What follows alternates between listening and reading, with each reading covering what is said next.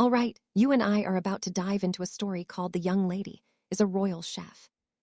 At a massive banquet table, a powerful duke sits at the head with two roasted turkeys placed right before him.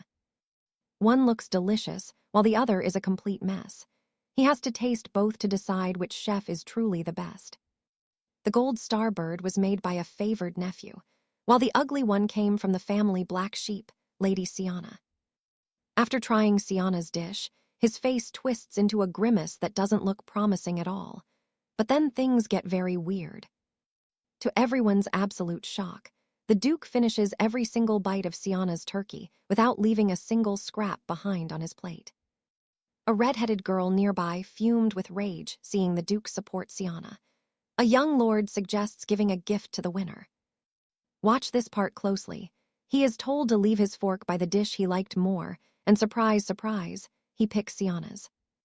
Siana reflects on how she ended up here. She actually arrived in this fantasy world only 15 days ago.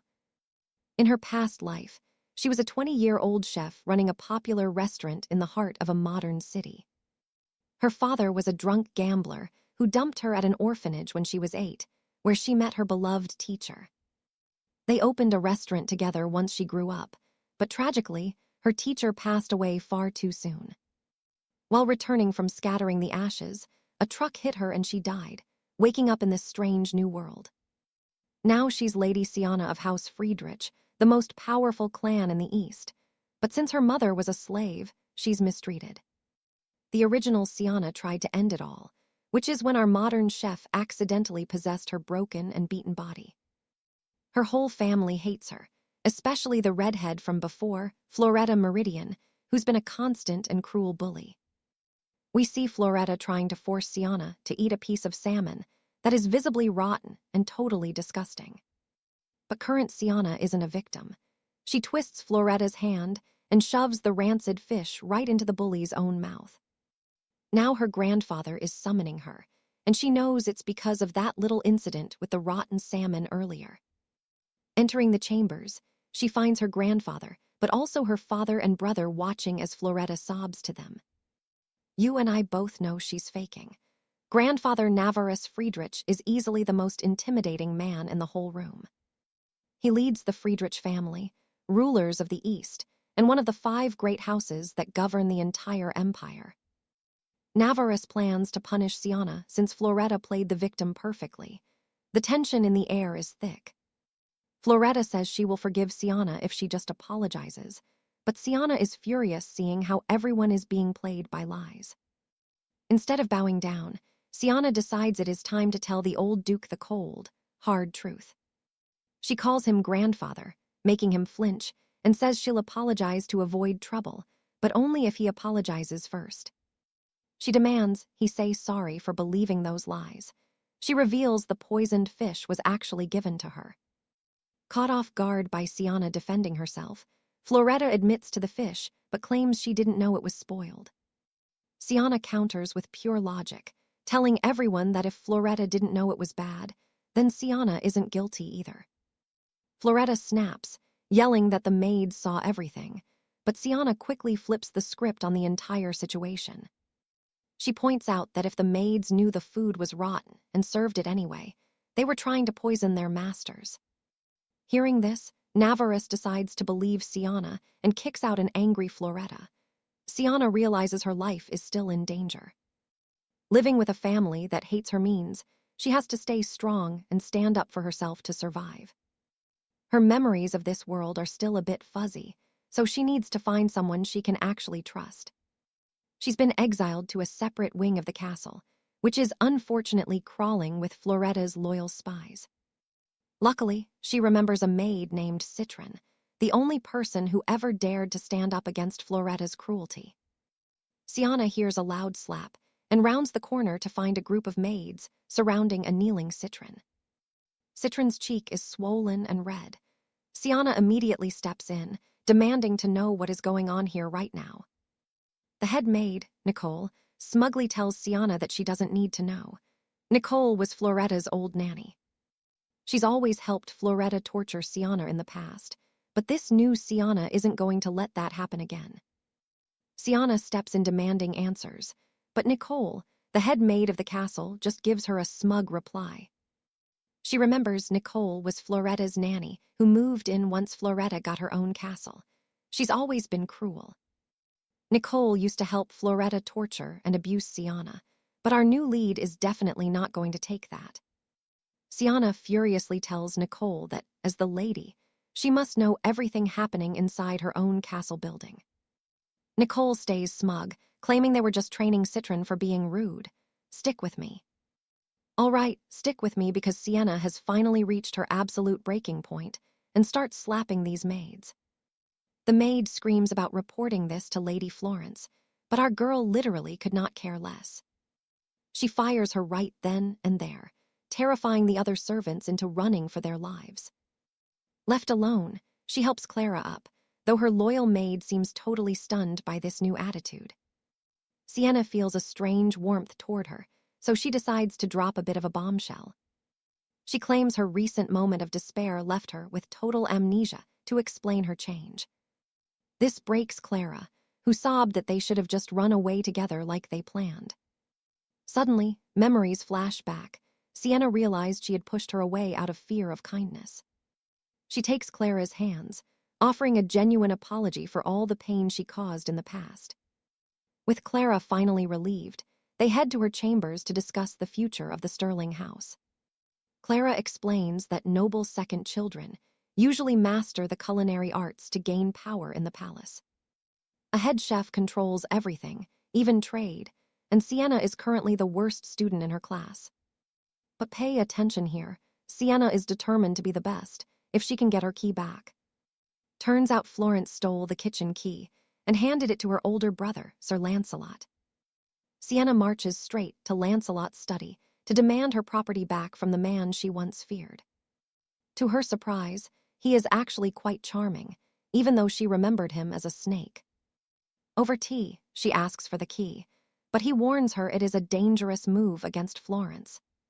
Sienna assumes her stepmother just hates her looks, but Lancelot almost laughs at her naive guess. He reaches out to pat her head, but pauses when he sees her flinch in pure instinct. He explains that Florence sees her as the only threat to controlling the entire Sterling family estate. Florence only married their father for status, and she wants absolute rule over the noble house.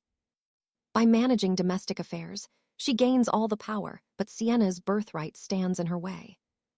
If Sienna masters the kitchen, Florence loses her grip, which makes our girl even more determined. She tells Lancelot she knows he has no reason to help, but she makes a chilling promise. If he refuses her now, she will make his life hell once she is running this entire house. She stares him down, making it clear this is a personal matter between the two of them. Stunned, he asks why she changed, and she simply says that survival forced her to evolve. Impressed by her fire, he agrees to return the key if she dines with him and the Duke. Seeing his hand hover, she lets him pat her head, playing the part of the sweet sister. She knows keeping him as an ally will be vital for her survival in this treacherous kingdom. Lancelot leads her to the hall where Duke Gregory and her other brother, Francis, are waiting. The Duke is clearly annoyed by her presence, but Lancelot smooths things over with a quick lie. Nervous, she scans the room and chooses the only empty seat right next to the grumpy Duke. The food arrives, and the crab soup tastes exactly like the home she left in another world. However, her appetite vanishes instantly under the Duke's cold, judgmental stare from across the table. The men start discussing the war against the rebels and the plan General Cedric put in motion. The general wants to let a riverside city fall under siege to lure the rebels into a trap. You and I see the problem here, right? Well, Sienna spots a massive flaw immediately. She points out that the rebels are camped upstream and could easily poison the city's entire water supply. Once the livestock dies, the gates will open, and the rebels will waltz right into the city. Duke Gregory freezes in shock before sprinting out to warn the general of this potential disaster. After dinner, Lancelot finally hands over the golden key, making Sienna beam with pure, unadulterated joy. He even offers to be her official food tester, a request she happily grants with a smile. She grabs Clara and rushes to the kitchen, eager to see the place where she will build her empire. "Trust me, you and I know she will cook up something legendary." Sienna spent the night scrubbing the kitchen with Clara. She is so thrilled with her tools she can't even sleep. The next morning, she rushes to the stove. Her first masterpiece, a platter of crispy, spicy fried chicken. Back in her past life, she survived on chicken because it was the only protein she could afford. It is her absolute specialty. She knows every trick in the book. After finishing the fry, she takes a bite and honestly, it's just incredible. She offers a piece to her maid, Clara, who looks terrified. She remembers the old Sienna's cooking, which was basically poison. But Clara eventually takes a bite, and her eyes go wide. It is absolute perfection, far beyond anything she expected. Clara insists the Duke will love this, so Sienna decides she should take a special portion over to 𝒂𝒊𝒍𝒚 at the High Keep. Clara goes to find fancy porcelain plates.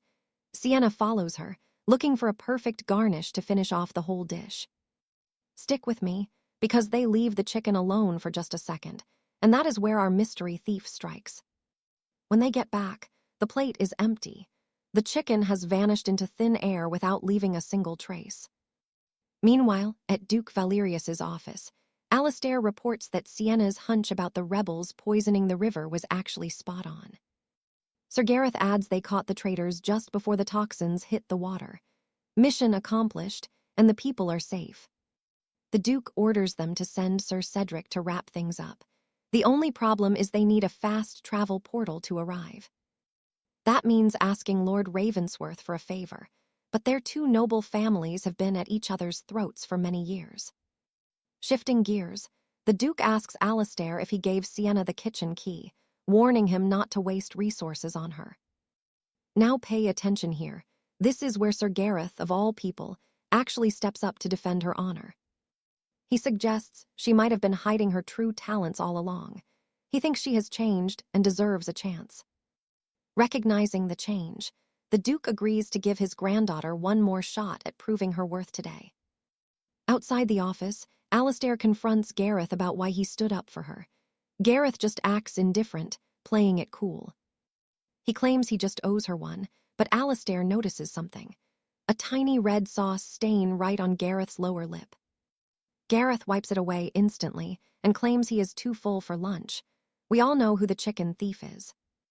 Back in the kitchen, Sienna and Clara are fuming over the stolen food, but Sienna just starts a new batch. By the time she finishes, it is already dark. She heads to Alistair's room to fulfill her promise from before. She lets herself in and finds him fast asleep. She gently pulls a blanket over him, whispering about his looks. You saw that coming, right? His eyes snap open. He was awake the whole time, and she is totally busted. He teases her, asking if she truly thinks he is handsome. Sienna is mortified to be caught like this. She tries to bolt, but he grabs her wrist to stop her. He asks what she really wanted from him. She shows him the dish, and Alistair is genuinely surprised by how delicious the spicy fried chicken looks right now. She is dazed when he actually thanks her. Sienna quickly excuses herself, mentioning that the chicken goes better with beer. On her way back, she runs into Sir Gareth. He hits her with a cold, piercing glare, demanding to know her business. Terrified but firm, she tells him she was delivering food. Gareth immediately asks if there is any left for him. She tells him it is all gone. Gareth snaps and orders her to make more, claiming he must inspect the food. She marches back to her room, wondering how Gareth even knew she made fried chicken in the first place today. The realization hits her, he is the thief, but then she shakes it off, thinking a knight would never. But he totally did. Gareth only meant to have one bite, but it was so good he couldn't stop eating. Now it is the only thing on his mind. He sneaks into Alistair's room, hoping for leftovers, but finds nothing. Alistair brags about the meal, mentioning the beer. Trust me, you and I can see the frustration in Gareth's eyes. She wonders how Gareth knew about the chicken. Then it hits her. The only way he knows is if he's the thief. She quickly dismisses the idea, but Gareth actually was the culprit. He only meant to take a tiny sample. But the chicken was so delicious, He couldn't stop himself from finishing the entire plate. Now it's all he wants. It's the only thing on his mind. He sneaks into 𝒂𝒊𝒍𝒄's room, hoping for leftovers, but he's in for a disappointment. 𝒂𝒊𝒍𝒄 didn't leave a single crumb on his plate. He tells Gareth that the meal was absolutely incredible. He even mentions that the dish pairs perfectly with beer, which immediately grabs Gareth's attention since he loves a good ale. 𝒂𝒊𝒍𝒄 teases him, suggesting he should just ask Sienna for more, but Gareth freezes up at the very thought. And that is where we leave it. It seems a past grudge is keeping Gareth from the best meal of his life. All right, you and I are diving back into a world of noble betrayal and high-stakes kitchen warfare right now. A butler enters Lord Lancelot's room to report that Lady Floretta is meeting the Duke to discuss the kitchen. She flaunts her nephew Andre, claiming he graduated the academy at the top of his class, but Gawain sees her plan. She clearly wants the Duke to stop supporting Sienna's kitchen and shift his focus to her nephew instead. Since Andre has a better shot at the Sovereign Palace, Floretta asks the Duke to let him cook the banquet. The Duke agrees to this. Later on, Andre asks why she lied about him being the top student in his class. Now pay attention, because the wicked woman tells him it is no issue since she can easily bribe the headmaster. She can easily change his report card later, and reveals he won't even need to cook the actual banquet dish. She's already hired a professional chef for him, so all he has to do is stand there and play the part. Her goal is to make Sienna look bad by having her nephew present a much better dish than her during the grand birthday feast today. She promises him the world if he plays along. Meanwhile, a massive commotion breaks out right outside of Sienna's kitchen. Nicole, who is now Floretta's maid, arrives to announce that her nephew will be sharing the kitchen from now on. Citrin protests this sudden intrusion, but Floretta has already forced her way inside with Andre right behind her. Sienna doesn't even try to be friendly. She immediately snatches Andre's private recipe book the second she enters the room. He cries out that he worked for days on those notes, but Sienna reminds him that sharing means sharing recipes too. Floretta is absolutely livid. She calls Sienna a fool, claiming that a master chef's secret recipes are their most valuable treasure. She boasts that the Duke himself requested Andre to prepare the grand birthday feast right here in Sienna's own kitchen. You and I both know Sienna is definitely not the type to let these greedy people walk all over her today. Sienna notices the expensive, high-end tools Andre brought in and immediately starts sweeping them all straight onto the floor. As Floretta screams in shock, Sienna calmly explains that she is simply following orders to be useful to the Duke. She reminds them that the Duke taught her to defend her territory and punish anyone who tries to steal. She will share the kitchen, but she won't help them at all. Andre is already shaking in his boots from her.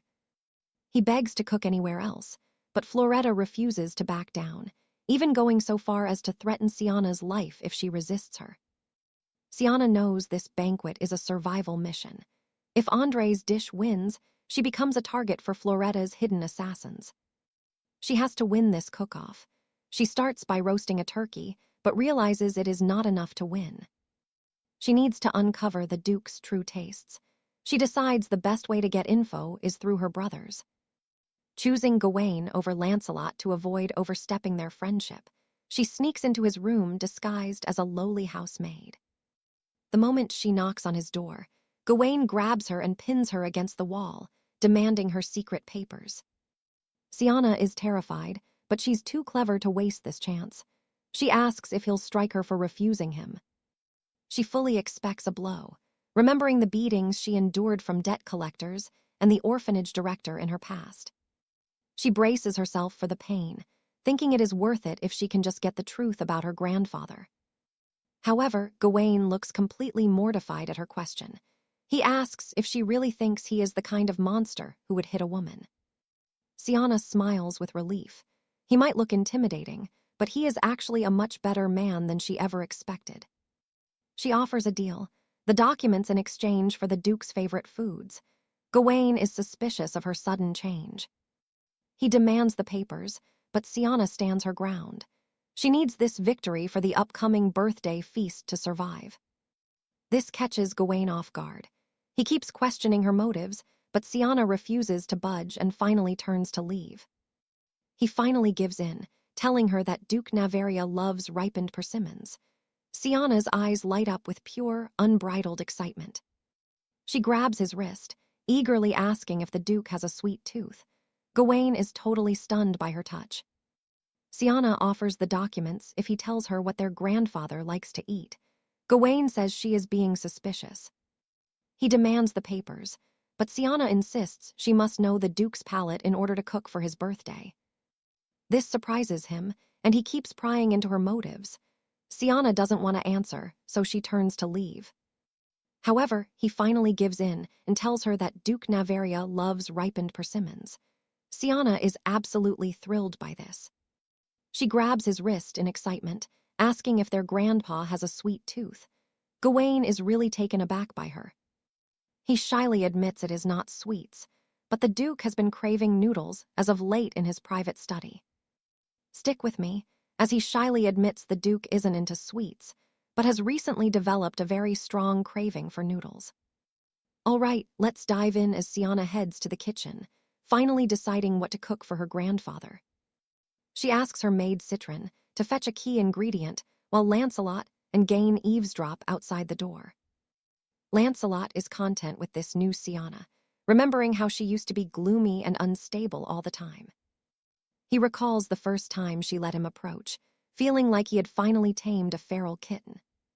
Lancelot argues they should support her, but Gain thinks she will just quit halfway through her task.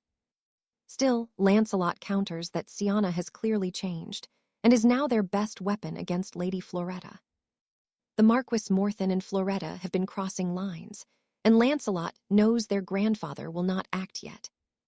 However, the lady's constant schemes are starting to annoy him as she waits for an unforgivable mistake. Apparently, her father has been sending expensive gifts to court members to secure favors for his daughter. He hopes once she marries and produces an heir, he can use the child for political influence. Lancelot tells Gain he will back Cianna, as long as she keeps creating these clever opportunities for herself. Meanwhile, Floretta and her nephew Andre are taste-testing a turkey made by a professional chef for the banquet. Satisfied, she orders the cook to leave a raw bird behind so her nephew can pretend he cooked it. Once the roasted bird is finally ready, Floretta is thrilled with the result, though Andre feels worried. Floretta laughs it off, claiming Cianna is too pathetic to cook anything decent, so she plays it safe. Now pay attention here, because this is where she pays a maid to poison Cianna's tea. She hopes the drug will knock Cianna out completely, so she misses the entire celebration and the guests. At the gala, Floretta is soaking up the fake praise from the other nobles, who are basically bootlicking. She remembers how people used to mock her for being an unmarried spinster before she secured this engagement. When the boys arrive, Gain reminds her of their first meeting, but he refuses to even look her way. She tries to grab his arm, but he angrily jerks away, leaving Floretta humiliated in front of everyone. The surrounding nobles start whispering about the rejection, and even the Marquis is getting frustrated by the scene. The banquet is set to begin, and with Cianna still missing, Floretta is certain her dirty trick worked. She puts on her best acting face, pretending to be the worried aunt who tried to convince Cianna.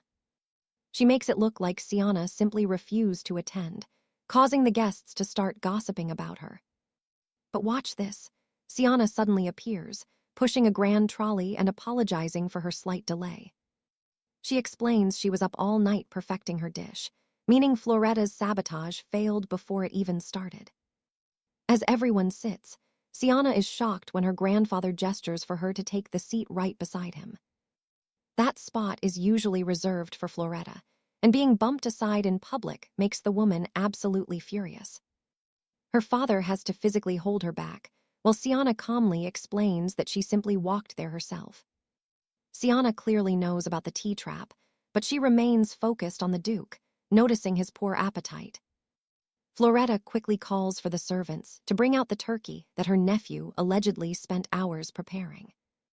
After presenting the bird to Duke Nefarious, She casually mentions 𝒂𝒎💊 brought something too, downplaying her effort.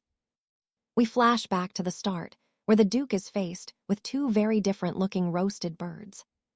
One looks like a masterpiece from a royal chef, while 𝒂𝒎💊's dish looks humble and a bit strange. But we already know the twist. The Duke takes one bite of 𝒂𝒎💊's meal and chooses it over the other. Everyone is stunned, but 𝒂𝒎💊's cooking was actually perfect in every way, from the texture to the taste. She deduced that her grandfather prefers sweet, soft treats because he has been suffering from dental pain. Since he stopped eating properly, she used every trick in the manual to prepare the most tender meat. She even blended sweet persimmons into the savory glaze to ensure it suited her grandfather's aging palate perfectly. And trust me, you and I just witnessed a masterclass in how to win over a duke. Stick with me. Lady Seraphina just deduced from her grandfather's picky taste that the Duke prefers sweet and soft treats. It turns out he is suffering from secret dental pain, which is exactly why the poor man hasn't been eating properly. So she uses every trick in the book to prepare the most tender poultry possible, infusing it with sweet forest fruits. By tailoring the sauce perfectly to her grandfather's palate, Seraphina is absolutely thrilled to see her hard work pay off. Her grandfather finishes his whole plate, and Lancelot suggests Duke Neville fulfills a wish for the winning cook. Choosing Seraphina's dish, he hears her request, and trust me, it leaves every noble in the room absolutely speechless. Seraphina points at Lady Flora, accusing her of constant abuse, and demands her grandfather launch an official investigation. This enrages Lady Flora and her father, the Marquis, who immediately stand up to protest against these accusations. They scream that she is lying and trying to slander them, demanding that Duke Neville punish the girl instead. But Lancelot stops them cold, making it clear his sister only wants a fair inquiry into their suspicious behavior. As the Marquis continues his shouting, Gavin steps in, noting that a proper investigation will clear up any misunderstandings. Duke Neville silences the room and orders Sir Heathcote, an honest former palace informer, to lead the investigation immediately. Once the banquet ends, Seraphina stops Lancelot to pass a secret message to Sir Heathcote before he starts his work. It turns out she already caught a witness, the maid who tried to serve her a cup of contaminated tea. She had Clementine bind the traitor in the kitchen, knowing Lady Flora must have tampered with the drink herself. The maid claimed Lancelot sent it, but Seraphina knew her brother would never use a maid from the wing. Now, you and I need to watch this closely, because the final investigation report arrives much sooner than anyone expected. Duke Neville reads the findings aloud to the family and is absolutely disgusted by Lady Flora's cruel actions. Seraphina chooses a specific punishment, asking her grandfather to cut their funds and let them face total ruin. By the next day, the Duke had already withdrawn all investments from the Marburys, casting Flora and her father out. This loss of support is a death sentence, as no other noble would dare help those shunned by the Duke. Later, as the siblings have tea, Seraphina tells her brother she is incredibly satisfied with how things turned out. Gavin gives a small smile, but quickly turns snarky the moment he realizes she is staring right at him. Then, with sharp eyes, Lancelot asks Seraphina to tell them the real reason why her personality has changed. She isn't shocked, knowing her act wasn't perfect, but before she can say a word, she collapses to the floor. In her dreams, she is back in her old body, a small child being beaten by her father's cruel associates. She clearly remembers the pain, trying to count to 100 just to endure the violence of her past life. Suddenly, she is back at the orphanage playing hide and seek, feeling the crushing weight of being forgotten. But her old teacher always found her.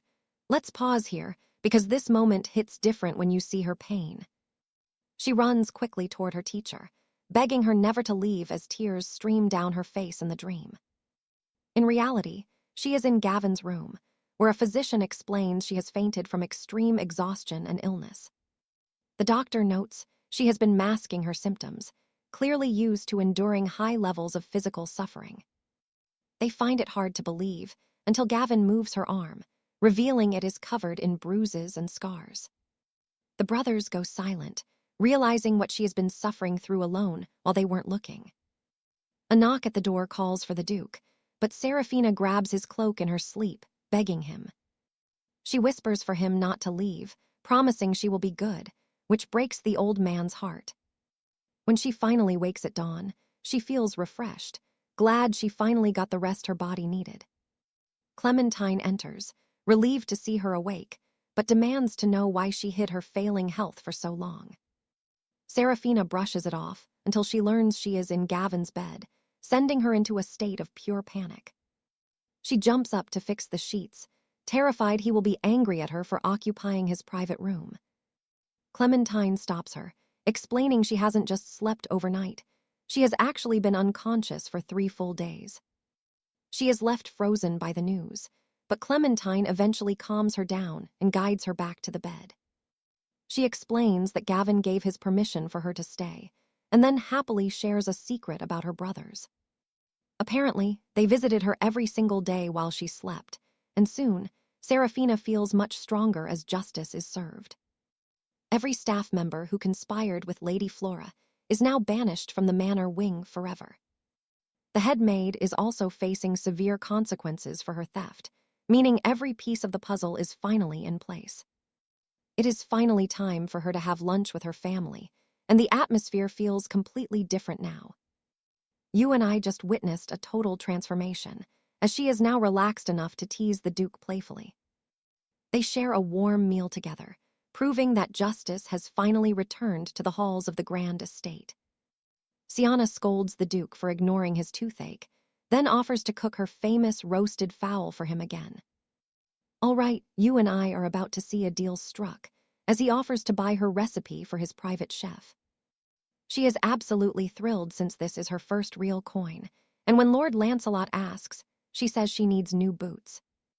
Her current pair makes her feet throb, and she quietly admits that Lady Florentia burned all her other good sets. The room goes silent as they realize how much she has suffered while wearing those old, worn-out rags. It seems Sir Gawain faces punishment for failing to stop the rebels from poisoning the castle river.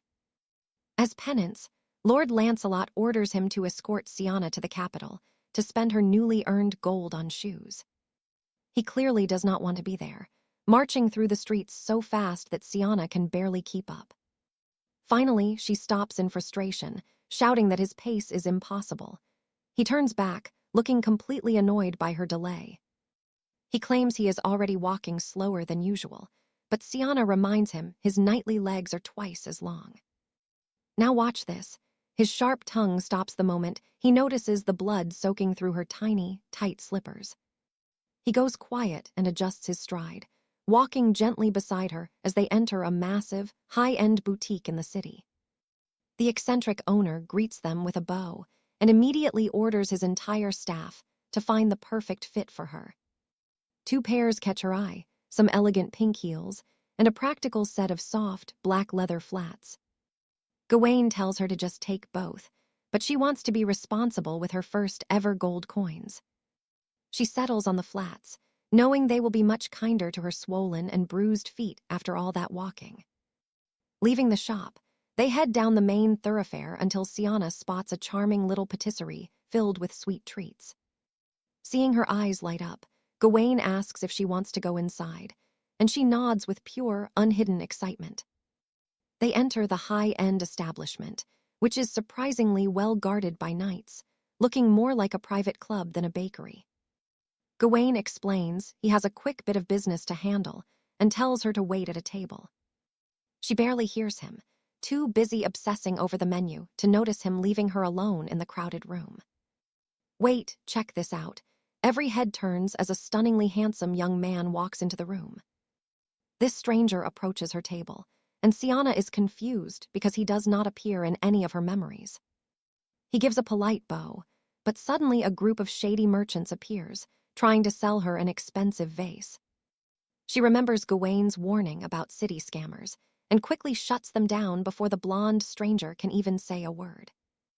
Her firm refusal surprises everyone, including the handsome man, who clearly did not expect her to be so tough and direct. Realizing she will not be bullied, the men quickly scurry away and leave her in peace.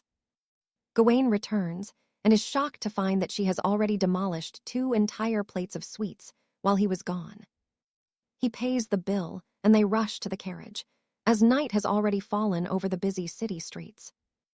As the carriage rattles home, Siana gazes at the stars but is startled when Gawain suddenly places a hand on her. He holds her steady as they hit a rough patch of road, and once things settle, he hands her a small box. She opens it and gasps. He actually bought the pink heels she liked earlier when she was not looking. Stunned by the kindness, she asks why he did it, admitting she always thought he truly hated her all this time. This catches him off guard, as he reveals he thought she was the one who could not stand his presence. He mentions he still remembers a certain day from the past, though Siana has no clue what event he is talking about. He confesses he feels guilty for leaving her alone with Lady Florentia for so many years, but Siana stays stern. She tells him that what they did was neglect, and that she needs time to heal before she can truly forgive. She knows forgiveness is for her own sake, but it is a long road, and she will not be rushed into it. Finally feeling ready to move forward, she accepts his gift with a soft smile that catches him by surprise. Back at the manor, Gawain tells her not to wander alone at night, but she thinks he is just being rude. He tries to explain that he is actually worried for her safety, but fails miserably and just walks away in frustration. Siana is too excited about her new heels to care, rushing back to her chambers to try them on immediately. On the stairs, she bumps into her grandfather, the Duke, who asks if that box contains more of her treasures. Fearing he might take them, she clutches the box tightly and glares, but he just tells her to get to bed. And that's where we leave it. Our girl is finally happy and elated with how her new shoes fit. Stick with me. You and I are about to watch Siena 𝑭𝒂𝒎𝒊𝒍𝒚 return to the Royal Culinary Academy. Her true dream is to open a tavern and live by her cooking, but she knows she must first secure enough seed money before she can ever leave the Duke's manor behind. To fund her plans, she needs coin, while her grandfather finishes another plate of her steamed turkey, amazed by her secret recipe. Duke Navarus finally starts believing that Siena might have truly changed for the better, hoping her desire to be useful is actually genuine. He summons his head chef, Argon, a man he trusts as a master judge of character and one of the Empire's finest. Argon has proven himself as a culinary legend, so the Duke asks for his honest opinion on Siena's talent and her latest dish. He is stunned to hear Argon praising her ingenuity and skill, claiming that her cooking is far more impressive than anyone expected. Argon admits that any prestigious chef, including himself, would be honored to take her on as a formal apprentice in their kitchen. With this in mind, Navarus calls Siena to his study, ready to challenge her with a task that could change her future. Her grandfather informs her that a royal guest from the palace is visiting and will be staying at their grand estate for now. Now pay attention, because the Duke orders her to cook a seafood dish for this guest who supposedly hates food from the ocean. Siena knows he is testing her, but she won't miss this chance to make her dream of owning a tavern a reality. She shocks him by demanding payment for her professional services in return, leaving the powerful Duke absolutely speechless and quite dumbfounded. She explains that while she should only yearn to impress him, he should view this as a proper employer and employee business arrangement. She argues that the work will be much more satisfactory if the worker is well compensated for their high-quality effort. After some thought, Navarus agrees to her request, granting her access to her personal property as her payment for the task. Later, Siena is called to the main dining hall, where she is stunned to see a very familiar face among her family. It is the handsome man who tried to sell her that vase in the shop, now casually speaking with her entire noble family. Her grandfather introduces him as Prince Dominic, leaving Siena horrified by their previous meeting and fearing he might tell on her. She recalls the dark rumors about Dominic, the emperor's bastard son and a child of a saintess, known for being merciless. He is said to be a heartless beast on the battlefield, so Navarus orders her to show him through their estate's flower fields. They take a silent, awkward walk through the gardens, while Sienna struggles to keep up with his long and fast strides. She calls for his attention, and he finally stops, but as she hurries toward him, her injured foot gives out completely. Luckily, Dominic catches her midair just in time, pulling her close as the two of them stand together in the quiet garden. You and I can see that look in his eyes, an intensity that would make anyone feel completely lost in the moment. He grabs her tightly around the waist, pulling her closer and warning her to be much more careful with her next steps. Sienna hastily jumps away, thanking him for the save and for keeping their embarrassing encounter at the shop a secret from everyone. She knows the Duke would be furious if he found out she mistook the Empire's prince for a common street merchant that day. An awkward silence follows until Dominic asks if she was truly serious back at the shop, making Sienna feel even more confused. Dominic eventually sighs and excuses himself, telling her he does not wish to bore her with his presence any longer today. Sienna stops him, explaining the silence was just because they are strangers, not because of his supposed lack of any humor. Dominic smiles at her, and she is stunned by his beauty before he insists it is probably better if she leaves now. He suspects her grandfather is trying to arrange a marriage, a thought that Sienna had already started to suspect herself from before. Between the garden walk and the Duke's behavior, she saw it coming, especially after seeing those secret marriage documents she found earlier. She had read the names of the noble houses offering their daughters to the prince before she ever handed the papers over. Dominic then asks what strength she would bring to a marriage, but she tells him not to worry about any of that. He takes this as her being confident, but she simply states that she has no intentions of ever marrying him at all. This answer completely astounds the prince, but instead of explaining, Sienna just focuses on making her seafood dish a massive success. Back in her kitchen, she brainstorms ideas that might please Dominic's picky taste, with Citron offering her a few clever ideas. By the next morning, things seem fine as she prepares for the breakfast where she will sit next to her grandfather. Sienna is busy thinking of what Dominic might enjoy, while Citron helps her come up with the perfect gourmet seafood menu. Next morning at breakfast, everyone is shocked to see Sienna taking the seat right next to her grandfather at the table. She notices the Duke isn't eating, guessing his tooth pain is acting up, so she orders a special, soft meal for him. She tells the Duke it is tender and sweet, making sure he can eat comfortably without any pain in his teeth. And that's where we leave it. You and I just saw a girl truly start to win over her family's hearts.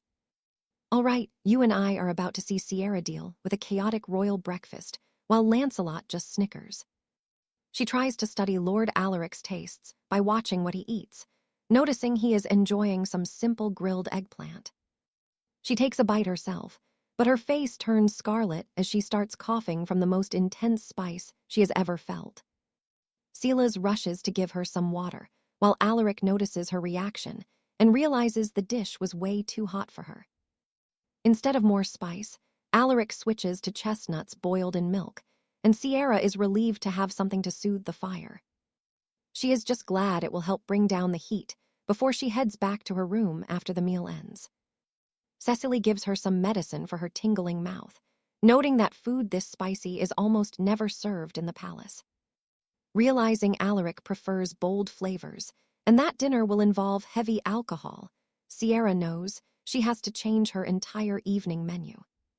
She decides to scrap her original plan and heads to the kitchen, determined to prepare a feast that fits his specific tastes. While working, she finds a mysterious pouch with white powder and wonders if someone is trying to drug her again like before. Now pay attention, because she hides it in a basket, terrified that someone is plotting against her right before the feast. Suddenly, Gareth appears at the kitchen window, teasing her and saying she looks like a fish with those swollen, spicy lips. He calls her the ugliest of the three siblings, but Sierra snaps back that he is not exactly a handsome man himself. She tells him Lancelot is much more attractive, even comparing her other brother to a shining prince just to annoy Gareth. Lancelot arrives just in time to hear the compliment, and Sierra doubles down on her statement to keep the sibling rivalry going. It is a hilarious moment of bickering, before Lancelot hands her some medicine for her still upset and burning stomach. Cedric brings her more of the same, explaining that Lancelot actually sent him to deliver it to her as a precaution. Sierra notices that the stomach powder they gave her looks exactly like the strange white stuff she found in the hidden pouch. She wonders if a secret ally left her medicine in the kitchen, and a memory of her grandfather suddenly flashes back. He had stopped her after breakfast to offer something, but changed his mind, making her think he was the secret gift giver. She pushes the thought aside and gets to work, knowing she has to have the royal supper ready for the guests. Lancelot and Gareth keep watching her, making rude comments about her height and lips, which makes it very hard to concentrate. She manages to finish the dish just in time as Cecily arrives to help her get dressed for the grand party. Before going, she hands Cecily a platter of the raw dish, ready to be placed in the oven for the royal feast. She tells her to take it to the main palace kitchen and give the chefs very specific instructions for the meal. They must cut it into 3 portions, just in case any get burnt due to the high heat of the palace ovens. Sierra is finally ready for the party, dressed in a gorgeous blue gown with her hair and makeup done perfectly. As she enters the hall, every guest is stunned because the old Sierra never cared about dressing up in such fine silks. Everyone is astonished by her transformation, but Gareth is just annoyed by the other nobles pretending to be excited for her. You and I knew it was too good to be true, because every single one of Sierra's dishes has been burnt. She rushes to the kitchen and hears the head chef blatantly lying, claiming it was Sierra's fault for not knowing the ovens. He claims no one told him to divide the portions, but Sierra is more focused on the prince than his pathetic excuses. She immediately starts working on a fast replacement, reminding the lying chef that he will face heavy consequences for this later. Sir Cedric is surprised to see Sierra being the calmer one in the kitchen, as she immediately takes full charge of the crisis. Her movements are not refined, but she cooks like someone who has been in charge of a small kitchen for many years. After finishing her dish, Sierra asks Cecily to take it to the main dining table to be served to the prince. It is served in a small portable furnace, a rare sight in this kingdom that leaves the noble guests very confused. But as soon as the lid is opened, a mouth-watering aroma fills the hall, making everyone instantly hungry for a taste. Cecily serves Alaric a rice cake coated in rich red sauce, followed by a meatball that looks absolutely perfect to the eye. He is shocked by the latter, finding it light and delicious without being too oily or heavy like typical palace food. Sierra asks for his opinion and drops a massive bombshell when she explains exactly what went into the secret recipe. She reveals that the meatball is actually seafood, as it is a fish cake specially prepared to suit his unique royal palate. The nobles can hardly believe it, but Alaric seems genuinely intrigued by her clever use of ingredients from the distant coast. Sierra stands proud, knowing she turned a potential disaster into a triumph that might just win over the icy lord. And trust me, you and I just witnessed a masterclass in how to handle a kitchen nightmare with style. Stick with me. You and I are about to watch Alara impress the Duke with her delicious seafood dish. She is gleaming with joy, because every noble in the hall is obsessed with her cooking. As the dinner party finally ends, she heads back to the West Wing with her 2 brothers. Gideon asks if she is happy winning the deal she made with their grandfather, but Alara plays it cool. He asks if she changed her mind about the prince, but she still says no. She says the prince lacks charm, which absolutely shocks her brother Gideon in that moment. He calls the prince the kingdom's top bachelor, but Alara thinks her own brothers are much more charming. She praises Gideon's strength and Lancelot's voice, leaving them both completely embarrassed and laughing. 3 days later, her grandfather hands over a gold estate ring for her to keep for herself. He deposited 300,000 crowns, which is a massive fortune for her to own now. Shocked by the massive sum, she asks Lord Alistair if the huge gold amount is actually correct. He says it is fair pay for her hard work, and she finally leaves satisfied. She decides not to run yet, fearing she would destroy all the trust she worked so hard to build. She bumps into Lancelot and asks if he has an idea of the price for a shop on Main Street. He says 200,000 crowns, so she decides to go find a house broker for the cost. Lancelot smiles and pats her head, which makes Alara feel truly and genuinely happy for once. Her heart is full as she tells him. His hand feels incredibly warm and comforting to her. Pay attention now. This is where we see just how much power Alara actually holds in this house. The broker tries to scam her until he sees the house sterling crest and becomes much more lenient now. Terrified, he promises to find 3 perfect shops within a single week for her. Her guards are stunned, telling her they are truly glad she changed her old ways so much. Kale admits she used to be self-destructive, but her family's behavior changed too. He reveals that Gideon himself ordered the guards to protect her during her entire trip today. Instead of feeling safe, Alara thinks they are just monitoring her every single move because they do not trust her. Back at the castle, Gideon and Lancelot are finally discussing how much their sister has changed. You and I saw this coming. They are finally starting to actually love her. They remember when she was 13 and threw a hot cup of tea at Gideon's face. Gideon was more hurt by her cruel words about his mother than the actual tea on his face. But now they know the truth. Lady Flora was abusing her during that entire time of her life. Gideon realizes she was just terrified of being hurt by everyone around her back then. He admits to Lancelot that he has changed his attitude and is finally going soft on her. Her cuteness is winning him over, especially after she let him pet her head. Gideon gets incredibly jealous hearing that Lancelot got to pat her head well before he did. Lancelot tells him to be friendlier, and Gideon insists he is already trying his best. When Alara returns, Gideon is waiting, clearly fishing for a compliment from her. Finally figuring out what he wants, she thanks him for sending the guards to help. He tries to act cool about it, but he completely fails to explain himself properly. He tries to clear the air but fails, so he simply settles for a quick head pat.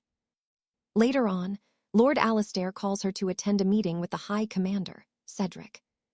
Cedric claims Alara rushed home specifically because she missed seeing her grandfather more than anything.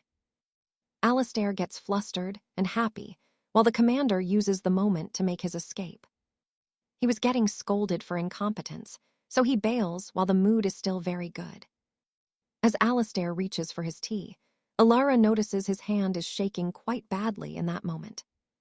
She starts asking detailed medical questions about his health that shock the old lord. And trust me, you and I just witnessed Alara uncovering a massive secret.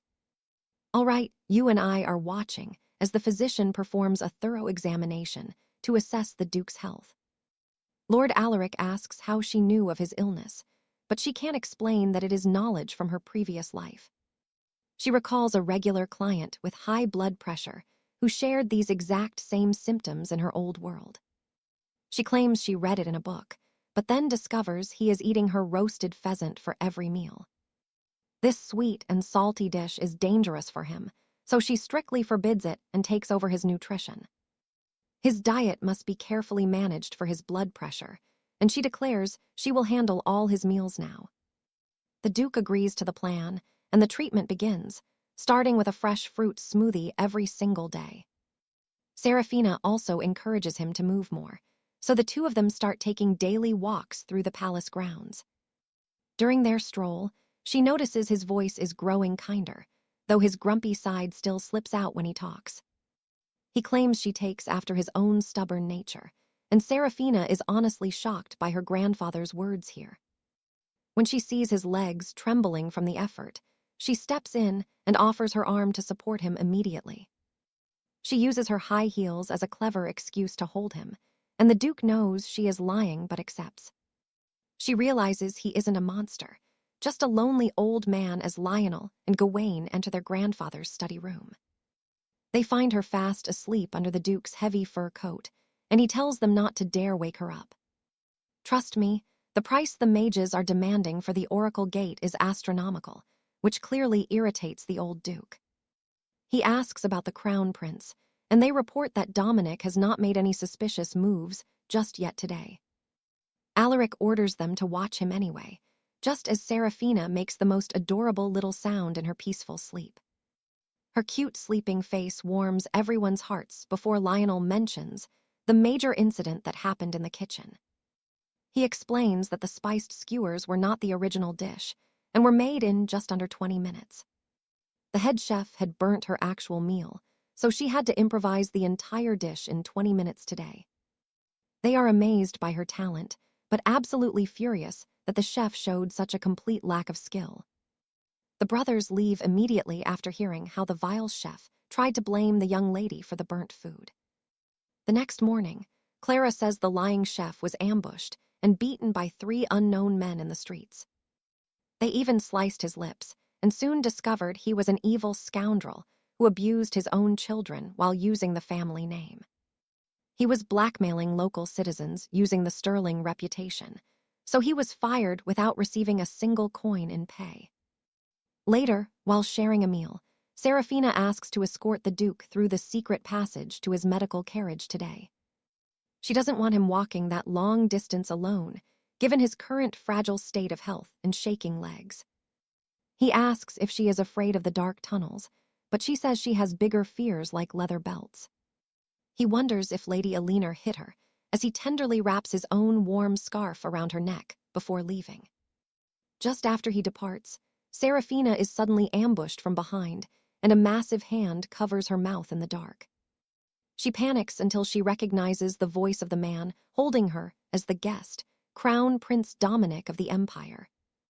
Dominic is actually saving her by hiding her from several hooded men lurking in the shadows. Now pay attention. She figures they must be spies targeting House Sterling, and she is thankful for his timely help. She fears what they would have done to her if they found her alone before the prince stepped in. After the spies vanish, she thanks him, even though he asks why she is not more suspicious of his own dark motives. She explains her trust is based on logic, as he would be the primary suspect if anything happened to her today. His status as the only guest makes him vulnerable, and her brilliant reasoning leaves the prince quite stunned by her wit. She suddenly spots blood dripping down from his arm and hastily wraps a cloth around the wound to stop the bleeding. She tells him to go back inside and seek medical help from the castle medics as he asks for trust. She simply calls him her savior for today and nothing more, which seems to satisfy the mysterious prince for now. Suddenly, she touches his bracelet and instantly feels a wave of dizzying fatigue wash over her entire body and soul. Dominic leans in closer, asking if she still thinks he doesn't have enough charm to woo her as he touches her. Back in her room, Seraphina is pale and exhausted, noticing she has been feeling this way since that strange touch. She suspects his flirtatious behavior was just a trick to keep her from telling the Duke everything about their strange encounter. And you and I know that this letter from the broker is going to change the game. All right, you and I are diving into a story where the drama is high and the villains are gross. He found her a 4-story shop. The seller demands they meet in person. Driven by curiosity, she agrees to go after taking a walk with her grandfather. During their walk, they run into her brothers, and Siana invites them to join. It is a rare moment of peace for this family. Due to his pride, Navarus walks ahead of everyone. He does not want the boys to learn about his failing health condition today. The siblings have a funny debate about who is the most attractive among them. The conclusion of that talk is a bit of a surprise. None of the brothers come close to being as handsome as their father and grandfather were in their prime. That is quite the reality check. After the walk, Siana boards a carriage to meet the owner. The landlord she is about to meet is definitely not what she expected. He is gross, like really, truly stomach-turning levels of gross. It turns out the only reason he is offering the building is because he wants to marry her. He actually says he is willing to take her as a wife. How romantic, right? This pudgy little Romeo is. Viscount Alando, a 38-year-old noble who finds nothing weird about his creepy behavior. He sees nothing wrong with using the building she wants as leverage to force her into a marriage proposal. Wait for it, this proposal is purely disgusting. Siana realizes that despite her changes, The outside world still sees her as a wild child. The outside world sees her as a wild child from scandalous roots, especially since her mother once worked the streets. He thinks this is a generous offer she cannot miss, but he really is just a total creep who wants to speed things up.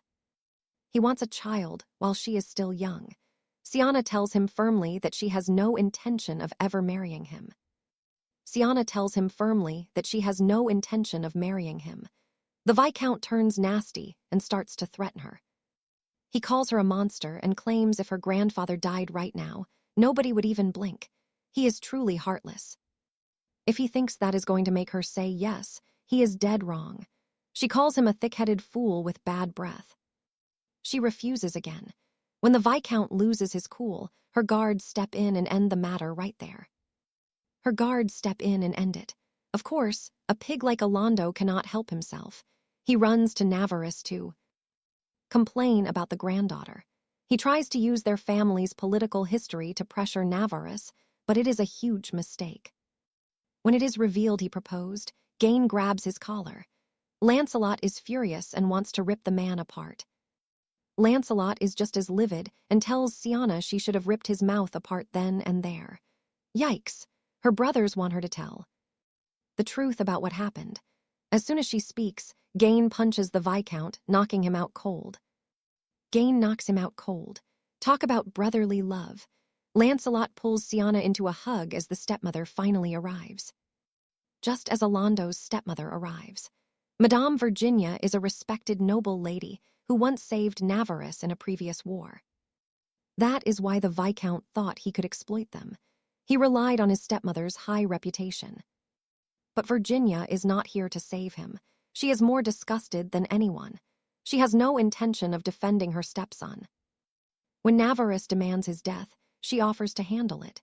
This family is absolutely merciless when they are crossed. But honestly, would anyone really be sad to lose that gross man? You saw that coming, right? They drag him away to give him the house special, while the elders chat. Virginia admits her stepson has always been a completely rotten man. She apologizes for letting him become so despicable. As reparations, she offers to give Sienna the building she wanted. The building they met to discuss in the first place. Obviously, she accepts it. It is not every day a traumatic event turns into a business opportunity. Their meeting is interrupted by a messenger who says the Merchant Guild is standing against them with the backing of House Sire. House Sire is their political nemesis. Madame Virginia is outraged on their behalf and offers even more support. Sienna is out walking alone when she winds up at her father's cellar. This area is off limits, but a statue beckons her. It reminds her of a fairy tale she made up in her past life where touching the left hand of the statue would open a secret passage. It was only a story for fun, so how does it exist here? Everything from her story comes true, down to the secret entrances and the dangerous booby traps. Eventually, she is met by the great white beast, who allows her into a cave. There she finds a boulder full of stones from the bracelet, the ones that made her dizzy. There are saltwater fish here. They are swimming in a freshwater lake. How is any of this possible? She touches a fish and a light erupts. She opens her eyes and sees two children staring at her. They are speaking in a mysterious ancient language. They are speaking Latin. Seriously, has she been cooking with funky mushrooms? You and I definitely need some answers about this mystery. All right, you and I are jumping right back into the mystery, as Sienna ends up in the Imperial capital. A small crowd gathers around her, asking in Latin if she is some kind of goddess from the heavens. It is all too much for Sienna, and she begs to go home. Suddenly, she is back in the cave. Touching the stone, she wakes by the cellar statue, wearing a necklace made from that special blue stone. It is a much darker blue than Dominic's. She has no idea how it got around her neck. But for now, she has to hurry back to the manor annex before anyone misses her. She returns to find the Sterling estate in chaos. The Valois Saint has opened a massive eastern portal. People doubt a saint can make a portal that far, but it gets Sienna thinking. Was that how she traveled earlier? Did she go through a portal to another continent? Desperate for answers, Sienna runs to the library and slams right into Prince Dominic. He notices a small cut on her cheek, giving him another excuse to touch her face. Now watch this. The moment his bracelet comes near her, her necklace starts glowing in response to his touch. His bracelet shatters, but before they can react, Gawain interrupts, being his usual overprotective self. He grabs his sister's hand and pulls her away from the prince immediately. Dominic leaves without a word, seemingly unbothered by his broken bracelet or that mystical interaction. Gawain warns her to stay away, reminding her of the prince's dark history with a defeated nation. Sienna asks if Gawain is any different. He lets enemies live, but only as slaves. Is that really mercy? The prince overhears this and reflects sadly on his own tragic childhood. Born to an emperor and a priestess, he was seen as a liability, an illegitimate child. He learned early that life meant kill or be killed. He was sent to war unprotected. After becoming a prisoner and witnessing war's horrors, he vowed never to offer false mercy. To him, a quick end was a type of kindness, if you can call it that. Back in the present, Dominic and his guard head toward the gates together. The royals used House Sterling to secretly search for a star shard hidden on their grounds. One powerful enough to create a portal. That was the purpose of Dominic's stone bracelet. It was meant to find the shard Sienna already discovered in the hidden cave. The Sterling family is clueless. They probably do not even know the shard exists. Portals require a saint to activate, and there is usually only one born per century. Since the current saint is with House Valois, the Sterlings assume their mana is useless. Little do they know, they have their very own portal summoner right under their noses. Maybe it was her portal that broke the barrier, not the Valois family at all. You and I both know this is getting complicated. Let's see how Sienna handles the heat from here. In the following weeks, House Sterling is buried in meetings as political tensions rise. Sienna has not told anyone about the portal. Instead, she has gone back to cooking. Just ignore the cosmic magic and go back to normal. Classic main character energy, right? To help her grandfather with his health, she prepares a feast of grilled eel over rice. She serves candied ginseng for dessert, but keeps the salty ginger away from him. The guests, including Lady Virginia, are moved by the sweet bond between the two. Navarus cannot help but brag about how much his granddaughter cares for his well-being. Eventually, the tension eases when House Valois promises not to attack using portals. Navarus's health improves from the good food and regular walks with his family. And that's where we leave it. Trust me, you and I need to see what happens next. Now pay attention here. 𝑭𝒂𝒎𝒊 finally folds, swearing a formal oath to the crown to stop his portal attacks. Without the portal threat, Lord Nicholas is recovering fast because he is finally eating well and exercising every single day. Even her brothers start joining their daily walks now that the political tension has finally vanished from the palace. Lady Sarah is studying harder than ever, mastering her saintess powers and the secrets of the magical portals. While in the library reaching for a high shelf, a sudden voice startles her, sending her tumbling toward the floor. Luckily, Prince Dominic catches her just in time. He has great timing, doesn't he? Stick with me, things are getting serious. But he isn't here for romance today. The prince has come to say goodbye as he returns home in 3 days. He likely gave up on finding his familiar after losing his spirit stone, but he's much sharper than he looks. He has figured out why his guardian was attracted to her and warns Sarah to keep her powers hidden for safety. It seems he truly cares. 3 days later, Sarah and her family gather to see the prince and guards off. They promise to meet at the royal castle soon, but first, the prince pulls her away from her protective brothers. He leans in close, planting a gentle kiss on her hand while telling her just how much he will miss her. Honestly, I don't know how she stands it. If that were me, you and I both know I would have fainted right then and there. Her brothers are naturally furious at his flirting. Once he's gone, they warn her to be wary of men like him. They tell her to avoid men who touch her cheek, which is ironic considering they do it every single day. Sarah reminds them that the prince's favor is good for House Ashford, but 𝑭𝒂𝒎𝒊𝒍𝒚 has clearly changed his mind. He tells Sarah that in the future, if any man tries to touch her, she should just kick him hard. Well, I hope he's ready for a kick himself. Just then, Sarah's necklace suddenly begins to glow with light. She is instantly transported to a dark void, at the end of which sits a single, soft, shimmering light. She starts walking toward it, but a mysterious hand takes hers and guides her away to a different place entirely. Meanwhile, the Duke and the boys are waiting with tea and cakes, but their precious princess is nowhere to be found. Lord Gareth and Sir Lancelot head to her rooms to find her, unaware she's trapped in another dimension right now. Panic sets in when they can't find her in the kitchen or her bedroom. Our lead has vanished into thin air. After searching everywhere, they find a note detailing a fake escape plan and assume she has actually run away from home. But pay attention here, this is the real twist. Sarah is actually with her mentor from her past life. The teacher who died tragically explains they are inside a portal, but Sarah must leave before she is lost forever. Sarah refuses to go. She hasn't seen the only person who ever truly protected her in many years. This was the one person who kept her safe from the world, but her teacher says she has a family now. They will care for her and love her twice as much as she ever did. She just needs to let them in. And with that final message, her teacher is gone. When Sarah looks up, she's back in the Ashford woods. She's about to search for the secret passage when footsteps announce the arrival of 𝑭𝒂𝒎𝒊𝒍𝒚, looking absolutely furious.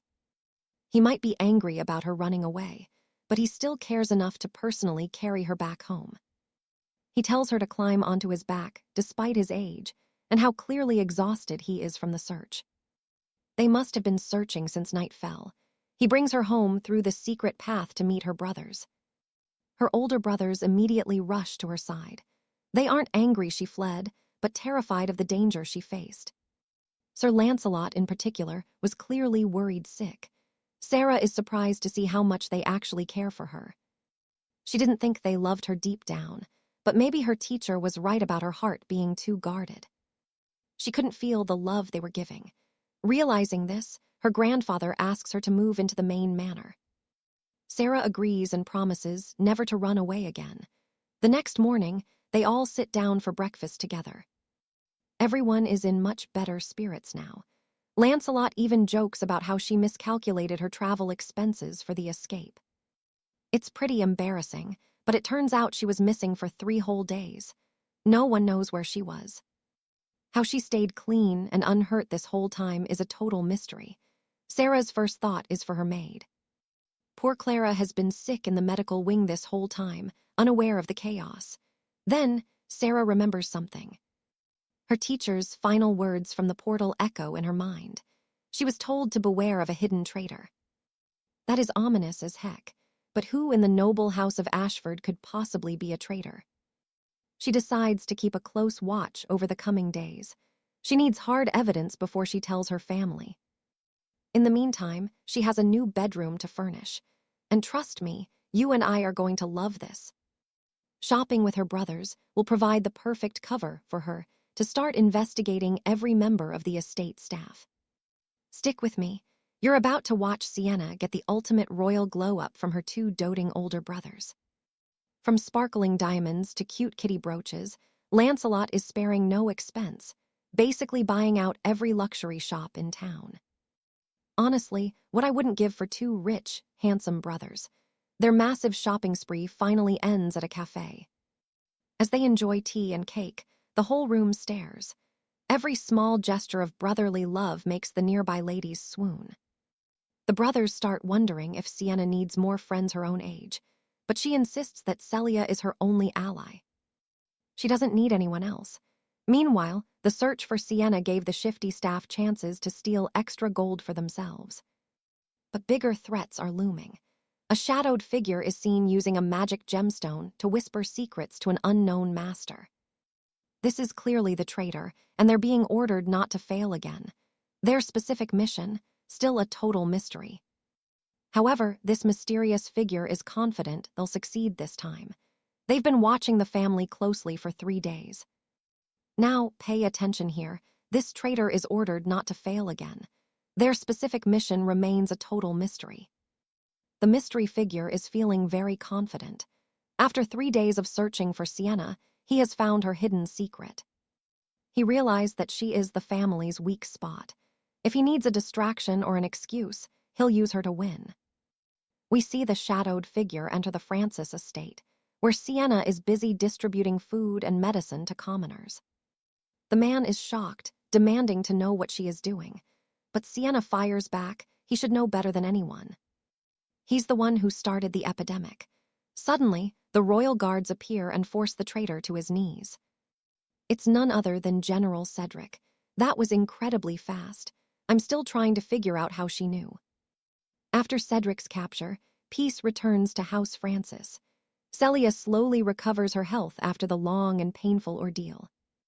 But it turns out she fell ill with the exact disease the general planted. Soon, his entire scheme is revealed. A deadly disease was spread among the people of the Francis estate. It was quickly identified as a form of measles. A prisoner of war had a sick daughter with the disease. Cedric paid her off to steal one of her dresses. He moved her into the province's heart to spread the disease fast. He wanted to distract the family from House 𝒂𝒊𝒅. His goal was to turn their attention away from the port, allowing their opponents to monopolize the entire trade route. For uncovering the scheme, Sienna received a music box and 6 massive properties from her grandfather. Not a bad haul. But the fight with House 𝒂𝒊𝒅 is back on, and fiercer than ever. They've officially cut off the mana stone supply. They are breaking their earlier promise. The Duke suspects they're acting boldly because Lady 𝒂𝒊𝒅 is marrying the 4th prince. Since an arcanist is such a desirable marriage for the royals, they feel untouchable. After a tense meeting, they leave. They left behind a glittering red gemstone. Sienna instantly recognizes it from the strange land she recently teleported to. Turns out, those stones are incredible power sources. Without telling them how, Sienna promises to find more for her family. She successfully teleports back to that mysterious land. She remembers that precious mana stones are literally scattered everywhere like trash. Let's pause for a second. Sienna promises to find more stones and successfully teleports back to that mysterious land.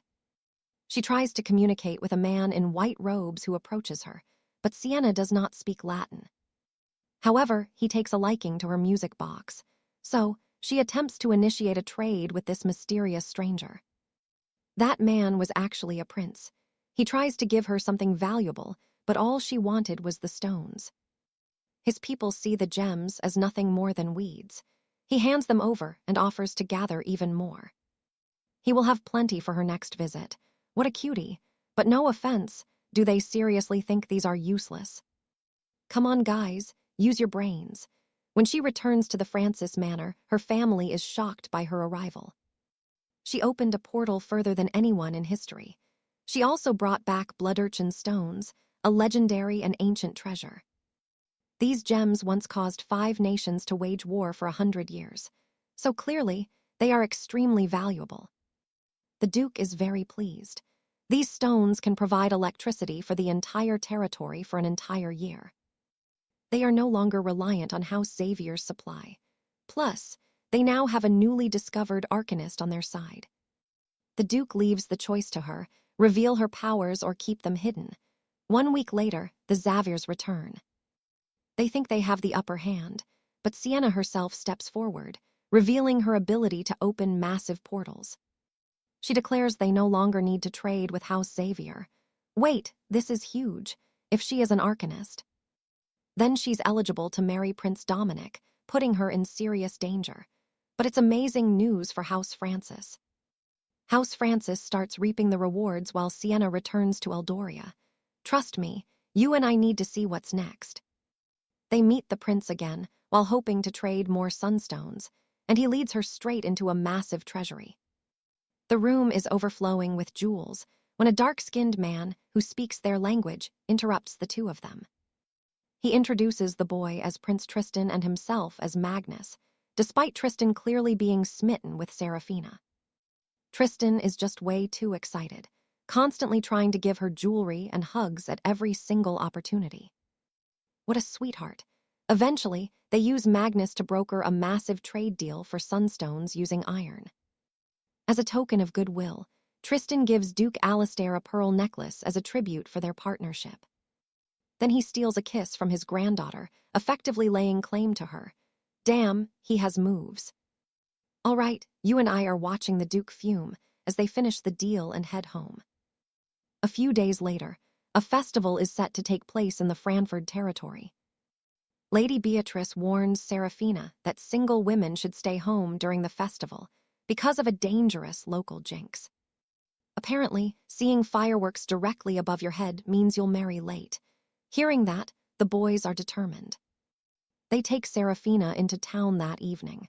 The festival is extra fancy this year due to prosperity. Sunstones have brought wealth to the region. Looking up at the colors popping overhead, she feels happy. Now, pay attention here. The next day, the Blackwood representatives come back on their knees. They apologize for offending the House of Franford. Now that they are self-sufficient and powerful, things change. Their enemies are crawling back, but Lord Julian declares he won't be happy until the Marquis himself kneels.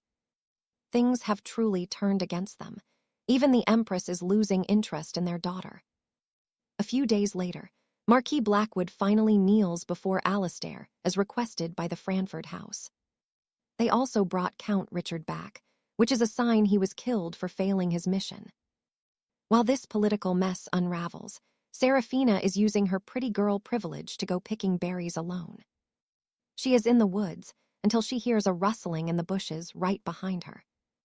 But it's not a monster, it's just the castle's staff. Sir Arthur even came along to help. News of her trip traveled fast, and everyone was worried she might get bitten by some animal. Or even get a splinter. Seriously, these people are so dramatic. She offers them berries as thanks. As thanks for looking out for her, she promises to make a special liquor from the harvest. It takes 3 months to mature, but they can make cocktails immediately. Seraphina prepares some braised pork. You and I saw this coming. Everyone gets totally drunk, and Arthur carries his tipsy sister away at once. When they bump into Alistair and Julian, Seraphina complains that Arthur is being evil and Hug attacks him. She's even cuter when she's drunk. The next morning, she returns to her senses and feels quite embarrassed. She can't remember much, but knows she owes Arthur an apology. Suddenly, a royal letter arrives for her. It's from the Empress. Apparently, the ruler is coming to the Eastmark territory for a ceremony soon. She requested that Seraphina come along to keep her company. Clearly, she's hunting for a new bride. It's a loaded invitation, but Seraphina doesn't want to risk offending the most powerful woman around. So she accepts. In return, the palace sends her a gorgeous dress and a jade waistband instead. She arrives at the ceremony with Clara and a guard. There are already lots of noble ladies sitting. They aren't especially friendly. They're all queens and mothers of the various princes in the land. They're not as powerful as the Empress. Seraphina addresses Queen Catherine first, since she's the most important. When the head lady herself finally arrives, Catherine doesn't look happy. It seems her kindness was fake. It was an attempt to get her on her side in the war against the Empress. Talk about drama. Oh Lord, it's just one political storm after another. Poor Seraphina's head must be spinning after all this. After a sarcastic verbal battle, the conversation turns back to Seraphina, since she hasn't debuted in society yet. Everyone assumes she's at the Culinary Academy. She stays late to learn how to make tea for royals. She wants to further impress them. In the gardens, she learns the art of royal tea for hours. She runs into Prince Sebastian, or should I say, he runs into her. It's like he's seeking her. And trust me, you and I can tell that Seraphina definitely remembers him from the old stories. All right, you and I are about to see if a literal prince can survive the most brutal friendzone in history. Prince Dominic kept Lady Sienna's secret powers hidden from the court, but he definitely wants much more than simple friendship. Just like before, he brushes her cheek, admitting his curiosity about her only grows as the days go by in the kingdom. His hand is inches from her lips, when she suddenly blurts out that they should just stay friends. Ouch, I know Dominic is cold, but that was a massive rejection. The prince takes a second to recover his pride. He wonders if the noblewomen he rejected felt this sting, but eventually agrees they can remain companions for now. Once he leaves, her maid Catherine arrives, shocked to see the ruthless prince acting so gentle despite his dark reputation. Everyone remembers how he rejected the Duke of Lancaster's daughter, who begged him to kill her if he wouldn't take her hand. Talk about intense. Apparently, Dominic did not even blink. He just handed the girl a sword. It sounds cruel, but you really should not try to guilt someone into a marriage. The next morning, Sienna enjoys a quiet breakfast alone in the palace gardens to clear her head.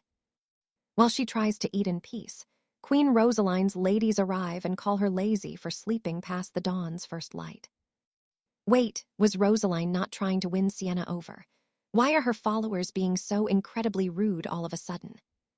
This is Lady Christina, the girl forced to give up her seat when Sienna arrived at court yesterday.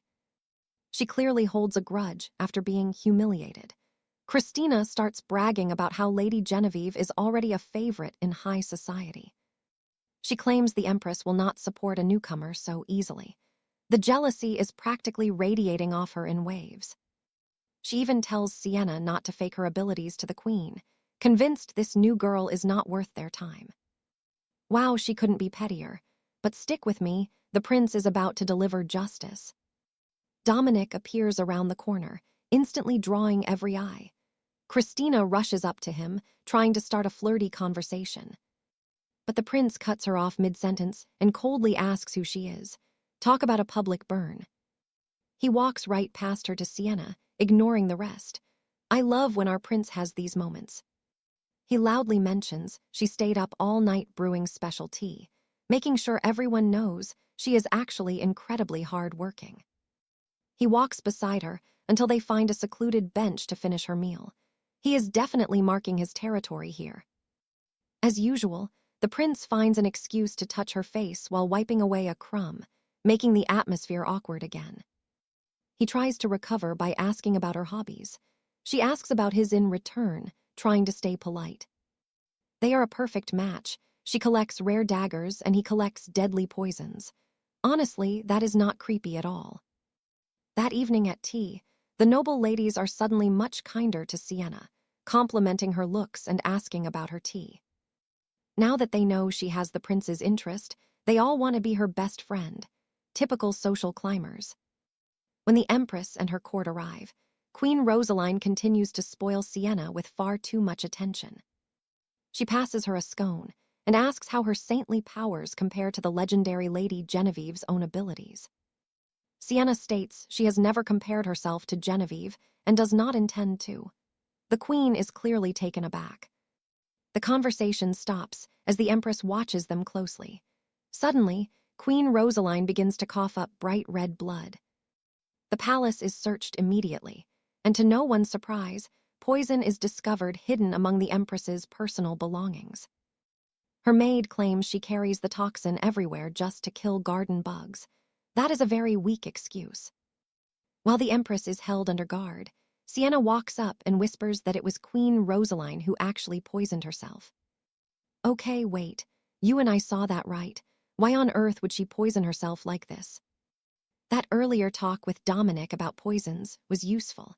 Sienna noticed Rosaline pouring curdled milk into her own teacup. She realized the Queen was trying to frame the Empress by inducing a reaction. It was a calculated move to gain power. The Empress is shocked Sienna would reveal this, but the girl admits she simply does not want a powerful enemy. It works. The Empress invites her to the palace anytime and asks exactly what type of poison the Queen used. With the correct strain, she can find the buyer and secure a confession. Sienna just smiles and pretends to be innocent. 4 days later, Rosaline summons her. She is recovered now and has had spies watching Sienna's meetings with the Empress. The Queen demands to know what they discussed while she was sick in bed. She is clearly suspicious of her. Sienna doesn't hide the truth. Rosaline is horrified that her secret is out and the Empress knows everything about her. So what do you and I take from this? Never underestimate a girl with a sharp eye for poison. Stick with me. Rosalind refuses the Empress's favor and swears she didn't reveal the type of poison used. It is clear she was cornered, but Serafina begs her not to take such desperate actions ever again. She won't join the fight for the throne, but that doesn't mean they can't still be friends. Provided she stops poisoning herself, they're good. Rosalind sends word to the palace to clear the air. She claims fatigue caused the bleeding, avoiding conflict, but Serafina is drained from playing both sides. Her troubles aren't over yet. With civil war brewing, both sides are looking to recruit Serafina. The pressure is mounting to pick a side, and remaining neutral is becoming an impossible task. Tension is reaching a breaking point as both Lady Rosalind and the Empress demand her presence. Caught between two worlds, Serafina agrees to meet both powerful ladies for tea this afternoon. Rosalind offers black tea while the Empress gives a massive diamond. This isn't ending soon, is it? After days of this constant pressure, Serafina can't take it and hides in an empty carriage. Now pay attention. 𝒂𝒊𝒍𝒚 finds her there and leads her to a secret garden hiding spot. He used it when he was young and full of despair. The guilt of his past weighed heavily. In a rare moment of sympathy, Serafina touches his cheek, thanking him for staying alive. These two are honestly just too sweet, but 𝒂𝒊𝒍𝒚 is soon ordered back to the Imperial palace. He must leave Serafina to battle the noble ladies alone for the rest of her stay. When she finally returns home to House Valerius, her brothers and grandfather prepare a massive feast. It is a bit strange, since the feast is literally just for her and no one else. Her brothers pass her dish after dish, including a special creation from the head chef, Arthur. The lamb sausage is incredible, and Serafina is blown away by the quality of the food. She polishes off every single plate, then gives her family a full report of the summer manner. They aren't surprised she's being courted by the royals or involved in a poisonous imperial plot. But they are absolutely appalled to hear 𝒂𝒊𝒍𝒚 was there. Gideon and Lancelot immediately start lecturing. They warn her that every man is dangerous and she shouldn't trust anyone but her family. These guys really need some perspective. By their logic, she should be kicking them in the shins. She finds out the castle has been in total chaos, lately preparing for her big return. Her popularity among the other noble houses has improved dramatically during her time away from home. Cecily presents her with a massive box full of party, invites to prove just how famous she is. Now she faces a choice: either return to the academy or make her formal debut into high society. To prioritize cooking, she must keep her noble identity a secret to ensure everyone stays equal. I know what you're thinking, and yes, her decision here will change everything for her future. She has 1 week to decide. Returning means taking a massive exam almost immediately after arriving. She needs a guardian's signature, but not from her grandfather. She needs her father's permission. We haven't seen the Marquis of Valerius much, as he has very little affection for his family.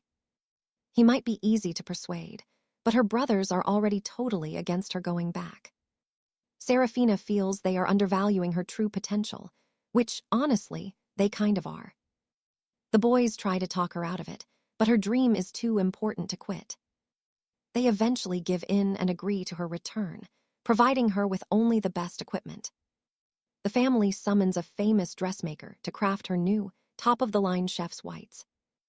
Once her gear arrives, she packs and heads back to school one day before classes begin. She finds her new dorm room has been fitted with every possible luxury and comfort imaginable.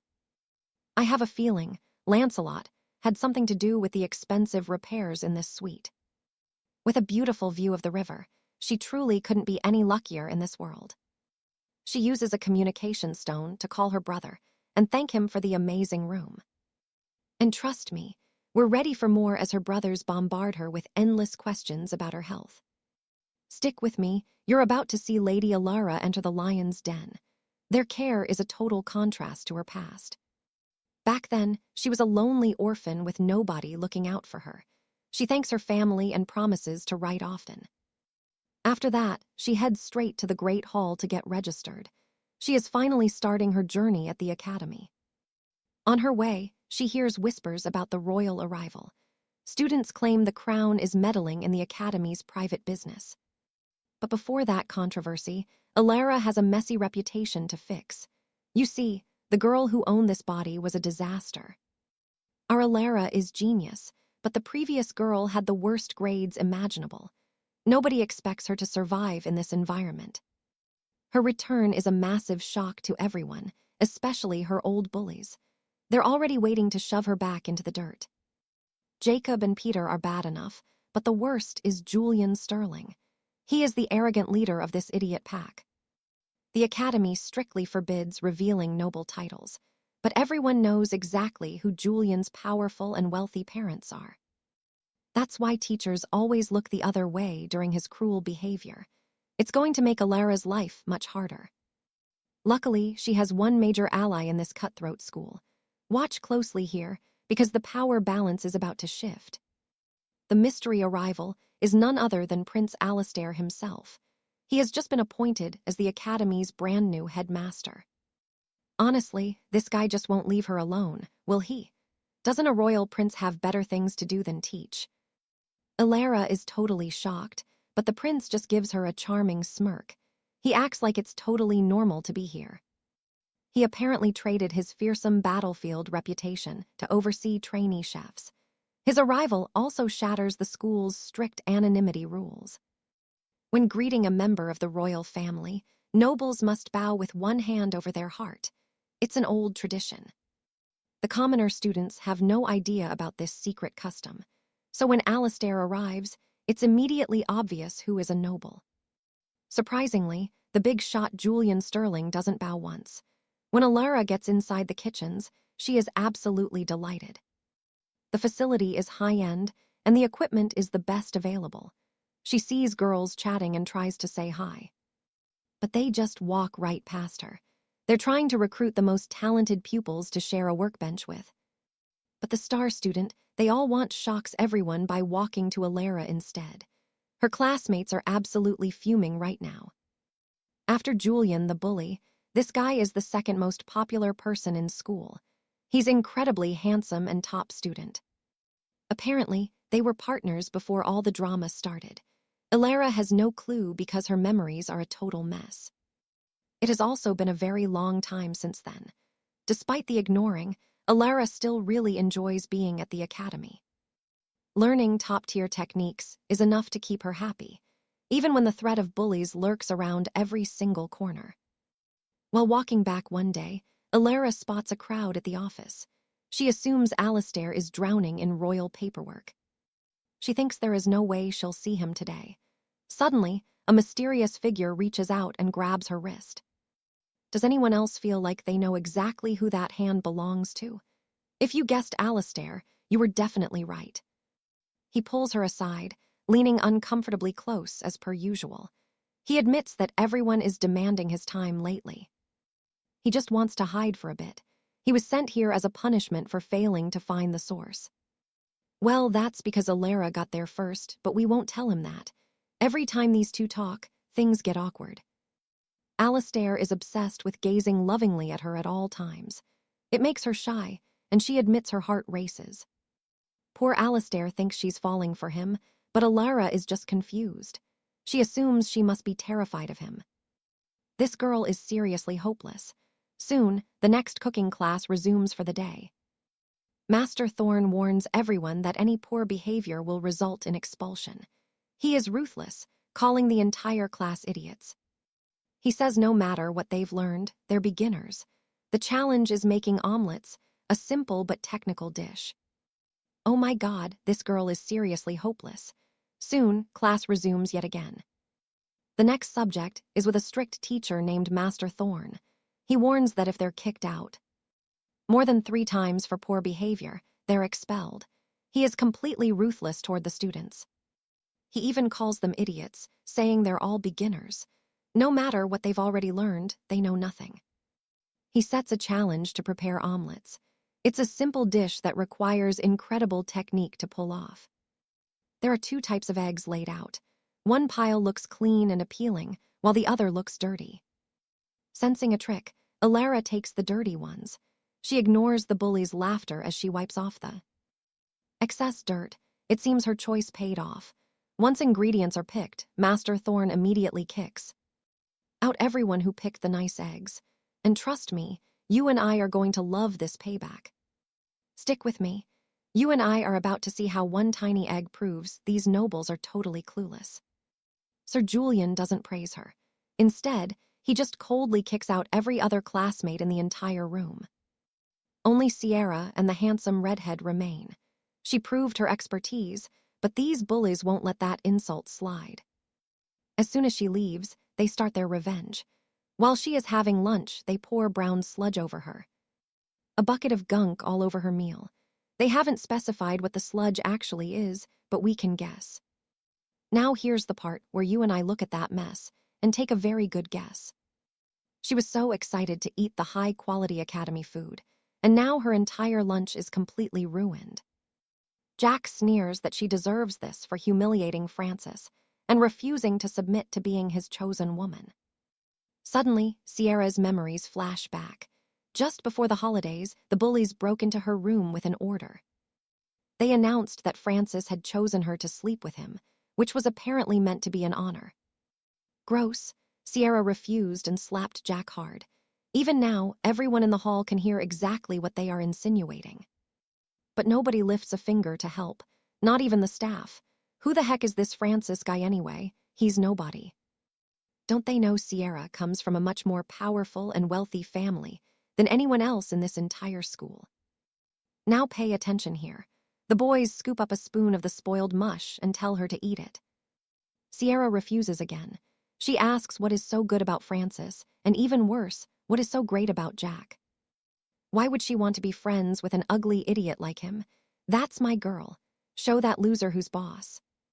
She flips the plate of ruined food into his face, shocking everyone. Suddenly the staff decide to step in. They demand Sierra apologize for throwing the food, but she is not going to give in that easily today. Instead, she announces that this negligence should be reported to the school supervisors, which terrifies every person in sight. After a tense standoff, Francis himself storms in. He surprises everyone by disciplining Jack and telling Sierra to behave. He has the nerve to act superior, but it seems like Francis is actually low-key scared of her somehow. Has he finally found out which noble family she belongs to? Francis might have told his cronies to back off. But for Jack, this is personal. He goes full Mission Impossible, climbing up to her room at the midnight hour. He plans to kidnap Sierra to get back in his boss's favor. Luckily, he never makes it inside her room. Duke Arthur is waiting. As soon as the kid appears, he grabs him and slams him to the ground. Uh-oh, he's really done it now. Jack has definitely messed with the wrong crowd this time around. By morning, Jack has been expelled. A notice is hung up and suddenly the bully is just gone forever. Once his details are exposed, students discover his identity. He was just the son of a low southern horseman. There goes his privacy. People are already complaining to the Duke that revealing the boy's name violated the rules. They say it put his family reputation at risk. While Arthur gets an earful, they run into our girl Sierra. She bows when she sees the Duke has company. Like a friendly grandpa, Arthur drops a candy for her. Then he just walks away. Sierra is about to unwrap it when a hand grabs her and pulls her away. It is the redhead again. Once they are alone, Francis slams her against the wall and starts yelling insults. He yells that she's too friendly with the Duke and threatens to report her. But Sierra isn't scared at all. She threatens him back. Does he want his own name appearing next on that notice board for everyone to see? Furious, Francis raises his hand to strike her, but before he can, he is blasted back by a book. Actually, the impact knocks him out. Who threw a book hard enough to leave a nobleman unconscious on the floor? Surprise! It's the star student, perched coolly on a windowsill above them. He just requests she bring the book up. Inside, he suggests she apply for Sir Julian's class with him. Since they will be the only 2 students left, he hands her a form signed with his name, 𝑭𝒂𝒎𝒊𝒍𝒚.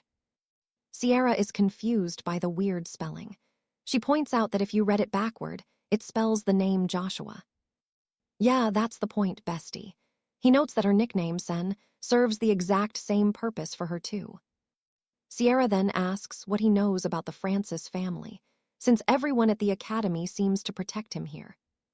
Joshua isn't sure, but rumors say he is the nephew of the master of the Franford family. Wait, what? As in Sierra Franford. Trust me, you and I are about to see this lie fall apart in seconds. All right, stick with me, because we are about to witness one of the craziest noble family secrets unravel. House Frankland is a massive family, making it tricky to track everyone. Sarah describes him, and Claire promises to investigate. It would be totally weird if he turned out to be her second cousin. Does her grandfather even have? Family drama aside, Sarah's focus is still on her food. In her next class with Professor Leonie, she cooks. She prepares a traditional dish of cold summer noodles with savory soybean sauce. It looks absolutely delicious, honestly. Her professor loves it so much she even asks for the recipe. That is a good sign. She gets a grade. Even her peers are impressed with her dish. The professor announces candidates for the royal kitchen will be chosen soon. Selection is based on 3 exams. Judges will be invited from outside the academy, including various noble fields and houses. This means someone from House Frankland could even make an appearance. Well, that would certainly be quite handy, wouldn't it? The first exam is at the end of the month, so she better start practicing. It is also one-on-one. This makes it extra stressful, depending on her opponent. As Sarah walks back to her dormitory that evening, she spots 𝒂𝒊𝒍𝒚 lurking by the door. They head inside together, but before they even take 3 steps through the door, 𝒂𝒊𝒍𝒚 tells her the competition schedule has already been announced. Sarah freaks out and sprints to the notice board immediately. Now pay attention here, this is where things get personal. Sarah's opponent is none other than Francis himself. The theme is beans and mountain peppercorns, meaning judges likely hail from the southern regions. She starts testing the samples. 𝒂𝒊𝒍𝒚 compliments her soybean noodle sauce in his usual way, saying he tried to make it himself after class. She gives him the recipe and praises his ability to recreate a dish just from seeing it made. They're bonding. They're getting along well, but as they walk upstairs, the principal materializes from the shadows and scolds them for talking. Is that really a rule? Feels like normal school stuff. Duke Dominic deducts points from 𝒂𝒊𝒍𝒚's grades for the violation. He orders Sarah to visit the principal's office at sunrise tomorrow. What a jerk. Poor 𝒂𝒊𝒍𝒚 tries to take the blame. He tries to take the same punishment, but the Duke coldly tells him to follow orders. Yikes, that is harsh. When Sarah returns to her room, Claire is calling. She did some digging and found him in the family records. Turns out his name is there, but not as a nephew. He is actually a distant relative of the house. He was actually expelled from the family. I knew he was lying. His father betrayed the house a long time ago. So he was cut off from the house and forced to leave. Apparently, he still managed to make a fortune. That explains why Francis could convince his peers he was a wealthy noble. The next morning, Sarah is up early. She sees Dominic in his office for the terrible crime of chatting. The Duke asks who that boy was. He only gets more jealous when he learns they're close enough to use first names. A servant brings tea and cake. The Duke announces her punishment is on this tray. Sarah lifts it above her head with her arms trembling. You and I both know she can be really thick sometimes, right? She thinks this is some physical training. Once Dominic stops laughing, he tells her she has to eat it. It's a bribe. He's leaving for 2 weeks. He asks her not to hang out with anyone else while he's gone, doing his trademark move while he says it. I mean, come on. How many times can she get food on her cheek when he is around? It's classic. Sarah finally considers that he might be jealous of 𝒂𝒊𝒍𝒚, but she soon brushes her fears aside as being silly. She assumes he just doesn't want students distracted before the exam. This girl is so naive, it's almost painful. The tension ramps up as the time to pick candidates for the royal kitchen draws closer. This is the big goal. The general chef of the royal kitchen is the second most important person in the empire after all. Everyone wants power. But only those with top grades or the valedictorian will even be considered. The old Sarah had the worst grades. Can this new and improved version pull her ratings out of the gutter and land at the top of the pile?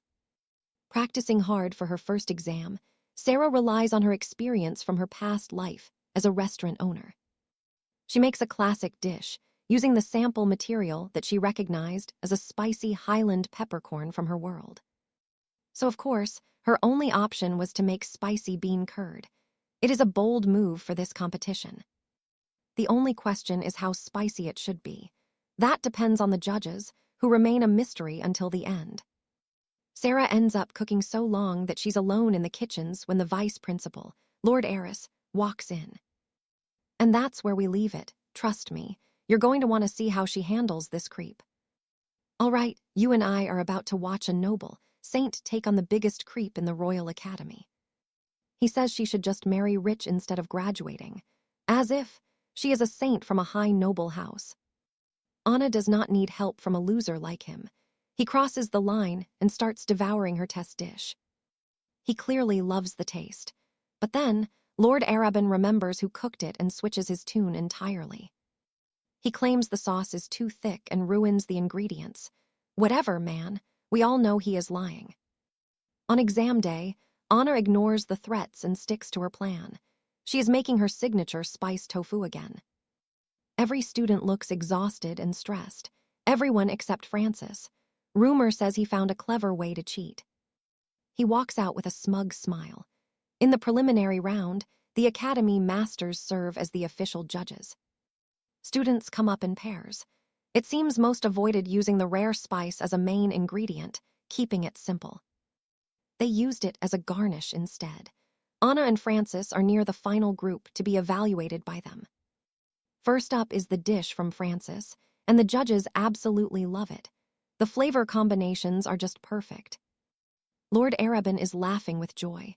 That is until Anna realizes exactly what he served, her own spiced tofu recipe.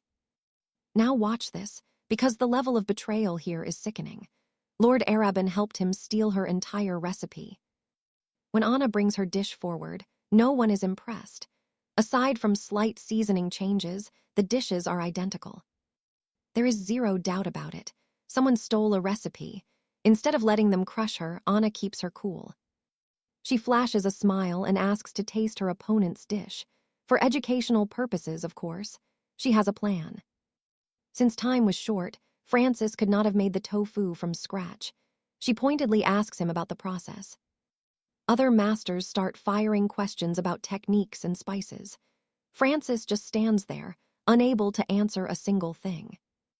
Arabin jumps in to defend him, claiming Anna is just blaming her classmates because her own dish is a failure. He tries to hand Francis the win immediately to end the pressure, but Anna is not backing down today. She worked way too hard to let this happen. Luckily, Master Jean-Luc steps in to pause the whole judging. He points out that Francis has not won yet. Arabin's desperate rush to finish makes the other judges very suspicious. You and I both know Arabin is sweating now. Master Jean-Luc suggests a live rematch to find the truth. They will watch them both cook from scratch to see who the real creator is. The results are suspended. The rematch will happen another day. As soon as the judges leave, Francis flies into a truly violent rage. He slams his fist on her table, screaming insults. His own cronies have to hold him back from her. That is how you know he is truly desperate. They drag him out before he can cause a bigger scene. But Anna is still terrified. For a girl who survived childhood abuse, this kind of aggression is incredibly triggering. Her hands are shaking as she tries to breathe. Suddenly, Arthur appears and asks why she is not more angry. He saw her cooking and offers to be a witness. Anna wants to solve this herself, but thanks him. Arthur stays cold as usual, claiming he is not concerned. He just hates seeing lowlifes like Francis get away. He leaves a jar of ointment for the burns on her hands. Meanwhile, Francis is hitting the panic button. They have to use their remaining beans for the rematch, but Francis did not even use beans the first time. Cooking from scratch would prove he is a fraud, but he is obsessed with joining the royal kitchens forever. He won't let go of his noble life. He visits 𝒂𝒂𝒊𝒍𝒚 again, slamming a sack of gold on the table. He begs the vice principal to cook for him one more time. Wow, not only is he a villain, he is incredibly lazy. He did not even attempt to learn the craft. I'm not sure how this works with judges, but money fixes everything. Anna is truly dreading the rematch. She stays up all night to ensure her ingredients are the absolute best in the kingdom. The kitchen staff tells her she has terrible luck facing Francis. Everyone in the school assumes he will win. Just as a servant is about to take her tray, another staff member runs up with an urgent question. This gives Anna a split second alone with the two dishes. Her eyes lock onto the plates in front. Is she actually thinking about swapping them right now? A short while later, the examiners assemble for the final. Everyone believes he will win no matter what, just as the servant is about to take the dish away. A staff member runs up to check something, giving Anna a chance to stare at the two identical dishes. The examiners assemble as you and I prepare for the final result. Trust me, you won't want to miss the end. All right, you and I are about to watch a bunch of snooty nobles judge this cooking trial, starting with Count 𝒂𝒎𝒊𝒍𝒚. His southern palate is impossible to please. Sienna and France are up next, but the judges find themselves in total shock. The name tags are gone. Clever move. Now they have to judge based on skill alone rather than their own biases. This chaos completely rattles the judges, especially those who were already bribed to make sure France took home the win. Arbin throws a massive fit over the missing tags, but Sir Jean-Luc isn't having it. They move forward with the tasting. The first dish gets absolutely shredded by the critics. Some look genuinely disgusted. France, of course, thinks he has got it. He starts bragging to Sienna, assuming that failure was hers. He even tells her she should be ashamed of herself. But when the second plate arrives, the atmosphere shifts. Even Count 𝒂𝒎𝒊𝒍𝒚 is floored by the perfect spice and ingredients. He clears the entire plate and even tries to buy the recipe. Man, it must have been incredible. Let's hope it's Sienna. France is already celebrating, convinced he is the one who won them over. You and I can see his ego inflating. He can taste victory, until the Count declares the winner is whoever made the dish seasoned with those specific southern berries. France has absolutely no clue what those berries even are. Sienna calmly raises her hand and claims her winning dish. Thank goodness she ditched those tags at the last second. In the final round, Sienna takes first place for the day. Her southern stew was a masterpiece. Duke Dominic is thrilled with the news, though he expected nothing less from his star. For the next exam, a professor will guide the students. The palace is hoping to secure a very specific, legendary mentor. They desperately want to recruit this master for the Imperial kitchens. Rumor has it, this chef is a literal living legend. Requested by foreign princes and creator of over 30 royal recipes, they call this mysterious culinary genius the hand of God. He could have easily become the head chef of the empire if it was not for one tragic accident in his past. Now, the emperor wants Duke Dominic to bring him back for the Crown Prince of 𝒂𝒂𝒊𝒍𝒚's upcoming diplomatic visit. If you haven't guessed yet, this mythical man is none other than Sir Jean-Luc himself. Pretty wild, right? The same Jean-Luc who corners Sienna after the exam to interrogate her. He was so curious, he had to taste it. As usual, he has more critiques than compliments, but he actually commends her on those bold and unique flavor combinations. Sienna realizes that his harsh feedback is actually way more useful than empty praise.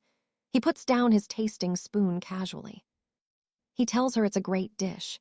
Coming from him, that's the biggest compliment she could ever hope to receive. Sienna is still riding that high when France suddenly appears out of nowhere and grabs a handful of her hair. Typical.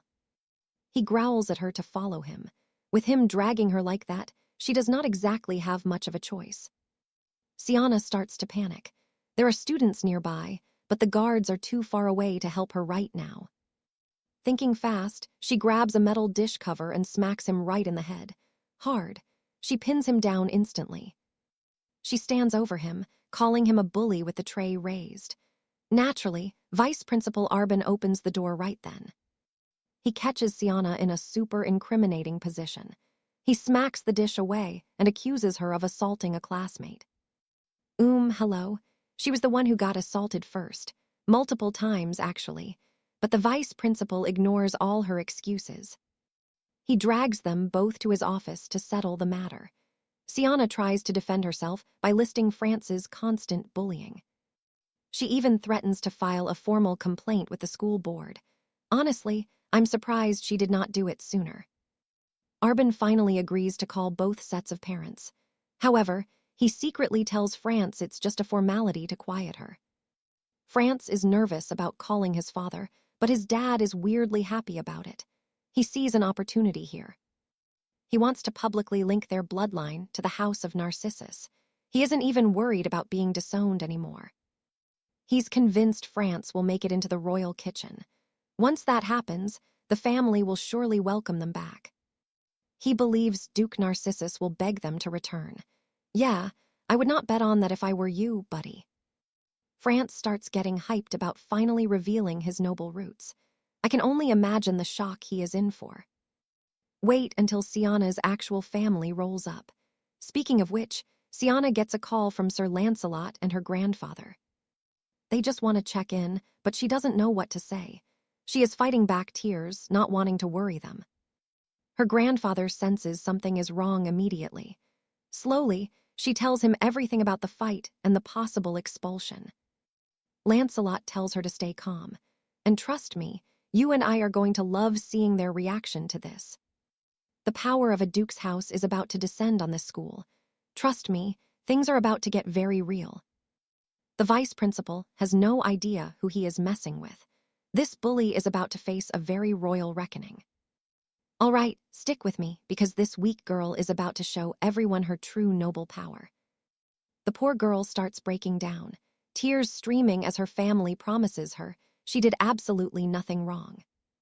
The moment the call ends, her brothers turn cold, already plotting their deadly little visit to the academy. Lancelot is even dreaming of the best way to end the Baron's life, which honestly, none of us would mind.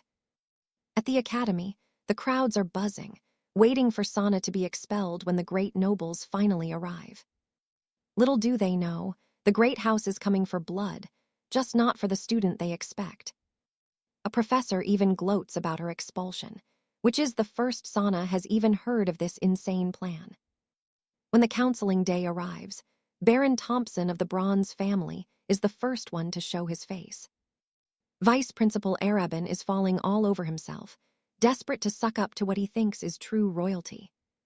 The Baron spots Sana and marches right over, roughly grabbing the poor girl by her chin to humiliate her. Are you kidding?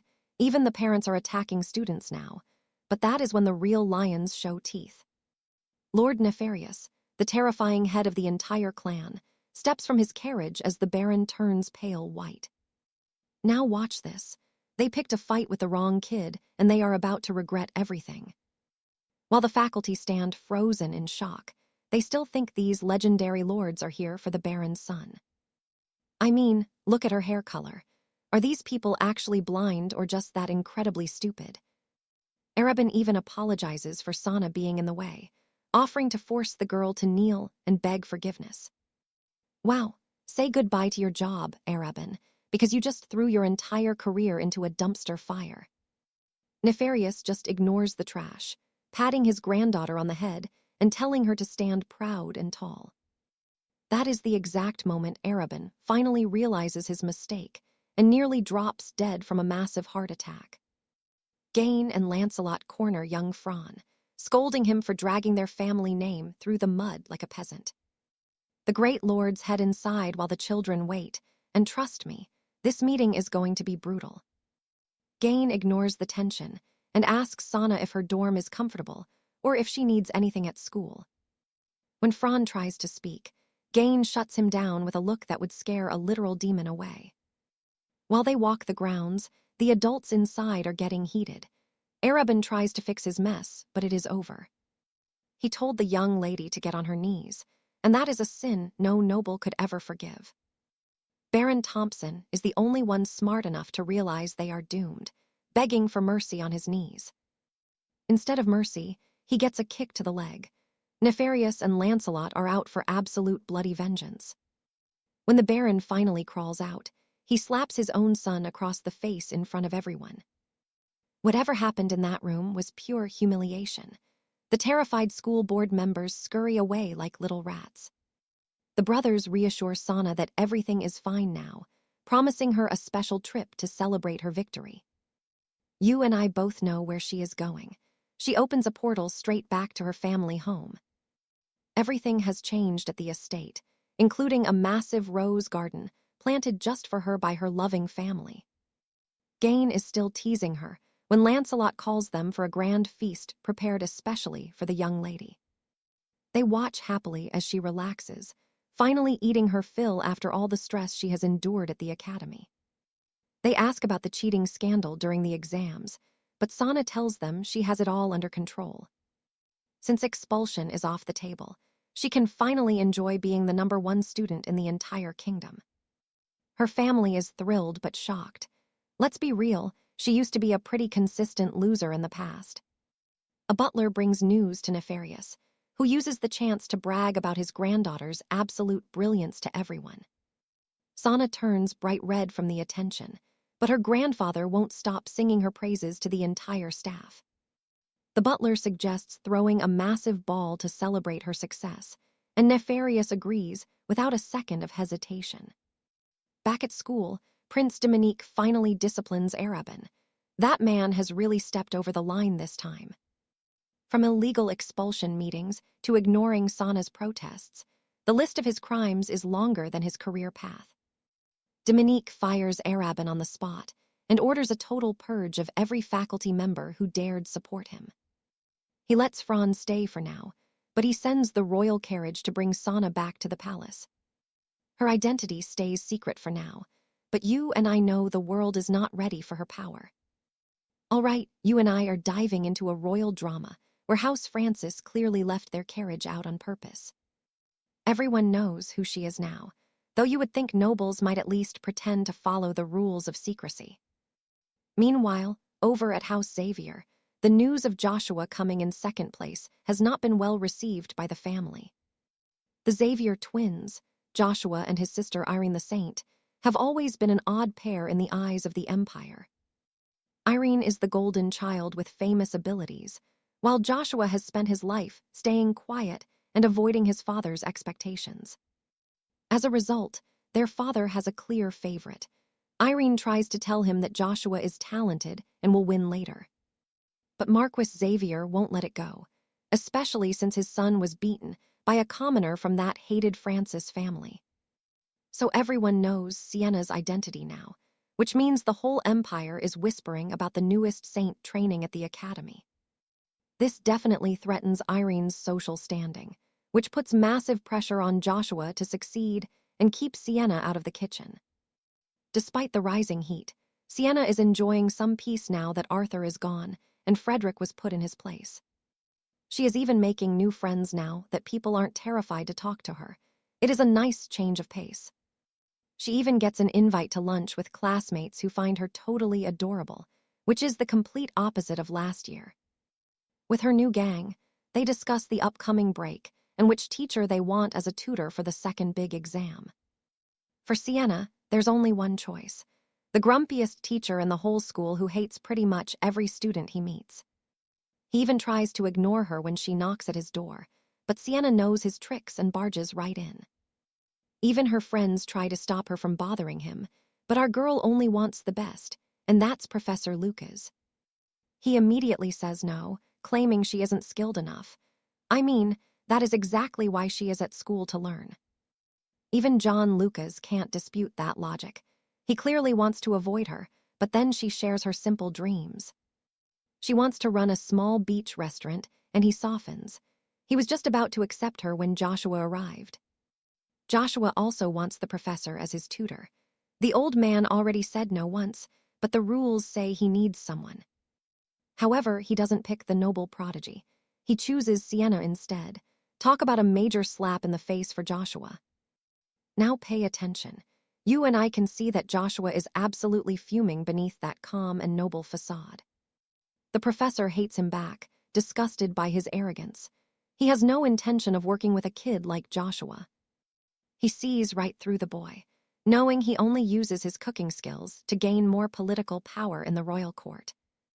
For that reason, he signs with Sienna, only to kick her out of the room seconds after her pen leaves paper. It seems like he only agreed to get rid of Joshua, but at least she got her man for the finals. The only thing left before the exam is a parent's signature, which is a major issue since her father is terrible. He's far away and a nightmare. Even Clementine seems worried about her, but she really doesn't have any other choice. Sienna doesn't have a choice. She plans to portal to the capital, see the Marquis, and leave as fast as possible. When Grand Duke 𝒂𝒊𝒍𝒚 hears about this, he offers a full fleet of knights, but his granddaughter says it's too much. There are still a few days before the vacation, so she wants to practice hard before facing her father's cold eyes. It is still a stressful exam period. Professor 𝒂𝒂𝒎𝒊𝒍𝒚 is warned that if he doesn't take a top student, he's fired. Stick with me here, because the professor is having a mini crisis in the garden when he spots Sienna working. He storms in to find her on the floor, looking defeated, and tells her to get back to work immediately. Apparently, he doesn't care about the actual teaching part and just expects her to practice while he watches from afar. Sienna accepts the deal but begs for help with one thing. No matter what she tries, her shellfish always turn hard. He makes her start from the beginning and points out her mistake. She was leaving the organs inside while she cooked. That increases the risk of poison and ruins the texture. It is a basic mistake, and she feels totally embarrassed now. But at least it means John Lucas has to actually show her how to do it right from the very start. She heads back to her room that evening, incredibly happy that the professor is finally going to teach her, even if he wants her up at 5. In the morning, Sienna wakes up from a weird dream about monsters and flower petals, but there is no time to dwell on it. The exam is closing in. She needs to reach the capital for permission, but thinking about the market triggers her magic. She portals there by accident. Before she can even think about the estate, she is caught in a crazy hostage situation. And trust me, you and I are about to see her caught in a terrifying hostage situation. All right, you and I are about to see if this poor girl can finally catch a break when a mysterious blonde man suddenly appears. He is draped in a cape like a true hero. Looks like a new love interest just dropped into our story. Lord Dominic finally has some competition. Every knight kneels instantly, signaling that this man is the true Lord of Kingsport. Wait, hold on. My mistake. I totally mistook her father for a love interest. This is actually Marquis Arthur Sterling. He is Seraphina's father, but honestly, can you blame me? The man is gorgeous. The Marquis arrests the criminal immediately. He sweeps his daughter up in a bridal carry to head for the estate. Seraphina is shaking with nerves around him. She is frozen, but surprisingly, the Marquis is actually gentle. He promises her she is perfectly safe here in the capital. He tells her to rest before they speak. Is this really the same terrifying Marquis everyone warned us about? Cedric thought he might kill her in a rage, but he seems okay. He even assigns her a personal maid and guards. 2 knights guard her door while Martha, her new maid, tucks her into bed. She is sent straight to sleep. The staff are clearly on a mission to treat her so well that Seraphina never wants to return to Highcrest Manor. They already adore her, so when Cedric calls via messaging stone, Martha takes massive pride in answering the call. She loves telling him that her new lady is being perfectly pampered. Oh boy, that is definitely going to cause drama. Talk about ruffling feathers. When Seraphina finally wakes up, it is dark out, and Martha has a meal waiting. She tells her the Marquis said she could sleep as long as she needed. No worries here. They head to the gardens. Martha is tending to her every need. The second she sees a tiny drop of sweat, she is reaching for a fan. Wow, I seriously need a Martha in my life. Seraphina stops by a fountain to wait for her maid to return. That is where her father finds her. Naturally, things are still incredibly awkward between the two of them. I am still confused as to why he is being so nice. Pay attention, because his reputation says he is a monster. Instead of a lecture, he tells her to play in the water. Serafina resists, so he just picks her up like a doll. He drops her in the fountain and commands her to play. Level 10 parenting right there, even if it is super weird. It is actually sweet that the Marquis is trying to play with her. I mean, she is way too old for this. At least he is trying. He mentions how she struggles to speak to him, and Serafina admits she is just nervous. Apparently, being known as the most handsome man in the Empire makes things difficult. Like that makes it less awkward. Regardless, it is clear he truly cares for her. This is the complete opposite of what Serafina expected to find. She asks why he was so distant. Arthur admits he lacked the courage to see her. Plus, his schedule was restricted. His life was strictly controlled. But before he can explain, Martha suddenly appears with that promised fan. This girl really has the worst timing, doesn't she? At least she has the sense to realize what she interrupted. She leaves them alone, and Arthur softens instantly. He remembers how she was always such a grateful and lovely child. He and his wife were so proud. Serafina has never actually heard her mother's name or anything about her history. The name Mia makes her feel safe. You and I can see this memory is transporting her to a better time. Just whispering the name brings back warm feelings. This revelation sparks a massive new curiosity deep within Serafina. The next morning, she heads to the library to find information. She finds a journal from when she was very young. She is 4 years old in these pages, but voices interrupt her. Her father walks right into the room. This is clearly his private study, and she walked in without permission. He is currently discussing a very serious matter. He is talking about stolen wyvern stones when Sebastian the butler storms in. He announces a very unwelcome guest. It is a family member. I guess Duke Neville just couldn't leave his precious granddaughter alone for a second. He doesn't want her spending another minute with her father.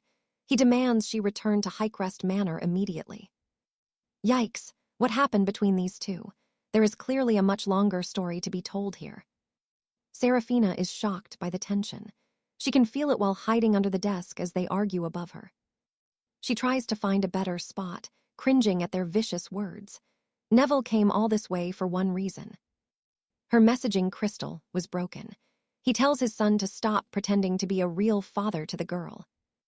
Arthur argues that it is his fault he can't be one. Before things escalate further, Serafina gets caught. She bangs her head on the desk. Her father and grandfather look ready to fight, so Serafina steps in. She suggests a tour of the city. Trust me, you and I know this is just an excuse to stay. Siana wants a moment with her father, but Duke Nefarious insists on joining them, making the carriage ride incredibly awkward. You and I can feel the silence here as they head into the capital to find Siana some noble attire. They arrive at a high-end boutique where the fashion is far more elegant than anything she saw back in the countryside. These dresses are crafted with incredible speed, and as she tries them on, the ice between the two men finally melts. Her father and grandfather finally agree on one thing. Siana should not be wearing anything that makes her look like a bride. She is still much too young for marriage, but after seeing 1,000 outfits, her father simply decides to buy them all. After shopping, they head out for lunch. Arthur tries to ditch the Duke, but Siana insists he stays, so he eventually gives in.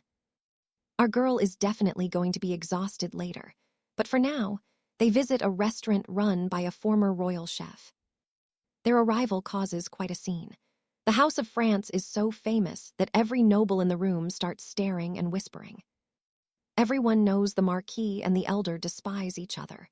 Ignoring the gossip, Siana focuses on the excitement of the fancy menu. She samples some non-alcoholic champagne, truly enjoying the high life. It seems like a perfect day for our young lady of France. Perhaps letting her father and grandfather fight for her affection is not such a bad thing after all. There is another awkward moment as the men try teaching her proper etiquette, specifically how a lady should hold her glass. Once the food arrives, the mood improves. until the despicable Marquis 𝒂𝒊𝒅 appears out of nowhere and ruins the entire atmosphere. Remember, this villain hates the France family so much that he once tried to spread a deadly plague across their entire lands. He even hid infected clothing in Sienna's room to kill her. Despite that, our girl keeps her cool and greets him politely. The Marquis acts friendly, suggesting that Sienna and his daughter Irene should get together for a tea party sometime very soon. Nefarious tries to intervene, but Sienna knows she must handle this snake herself. It is obvious the Marquis is plotting something sinister. Now watch closely, because she needs to stop him from spreading rumors before she becomes a political target in the capital. She stands her ground, firmly reminding him that it is incredibly rude to invite a lady out so suddenly upon first meeting. Sienna is so sharp that the Marquis has no choice but to apologize and retreat. That was a total win for our girl. Now the entire restaurant is whispering about how embarrassing that encounter was for the Marquis. His reputation just took a massive hit. The France family leaves the restaurant with their heads held high. Later that evening, Sienna finds herself outside her grandfather's study. She pops in to say hello, and is surprised to find that the Duke is still awake so late at night. Their talk turns to his feud with Arthur. Sienna wants to know what exactly happened between her father and her grandfather. If the secret was enough to tear a family apart, she deserves the truth. Nefarious finally admits that she was once kidnapped.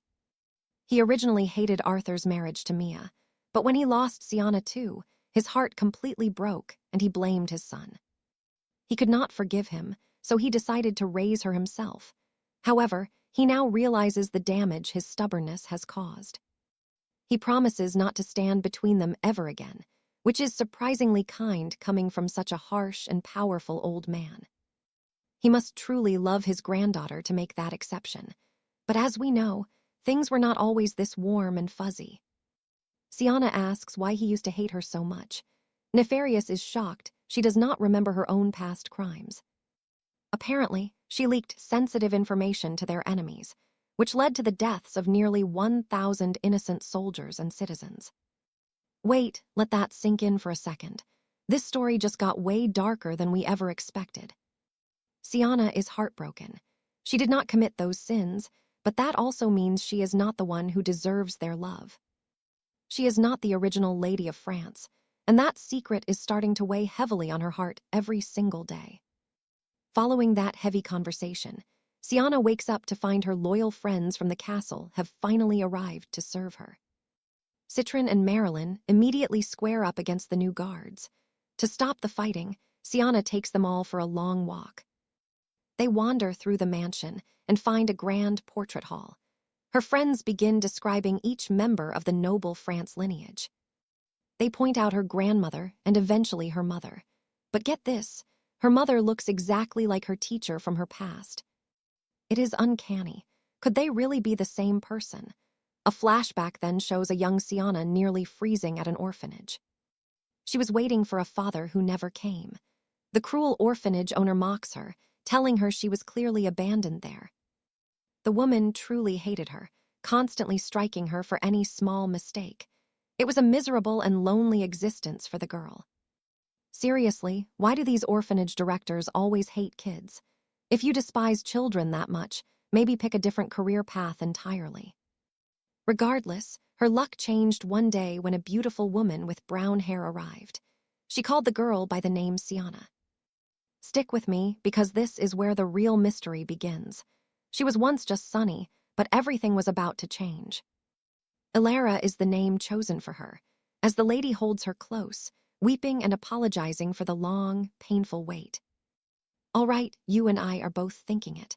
How did 𝒂𝒆 not realize sooner that this woman is clearly her mother?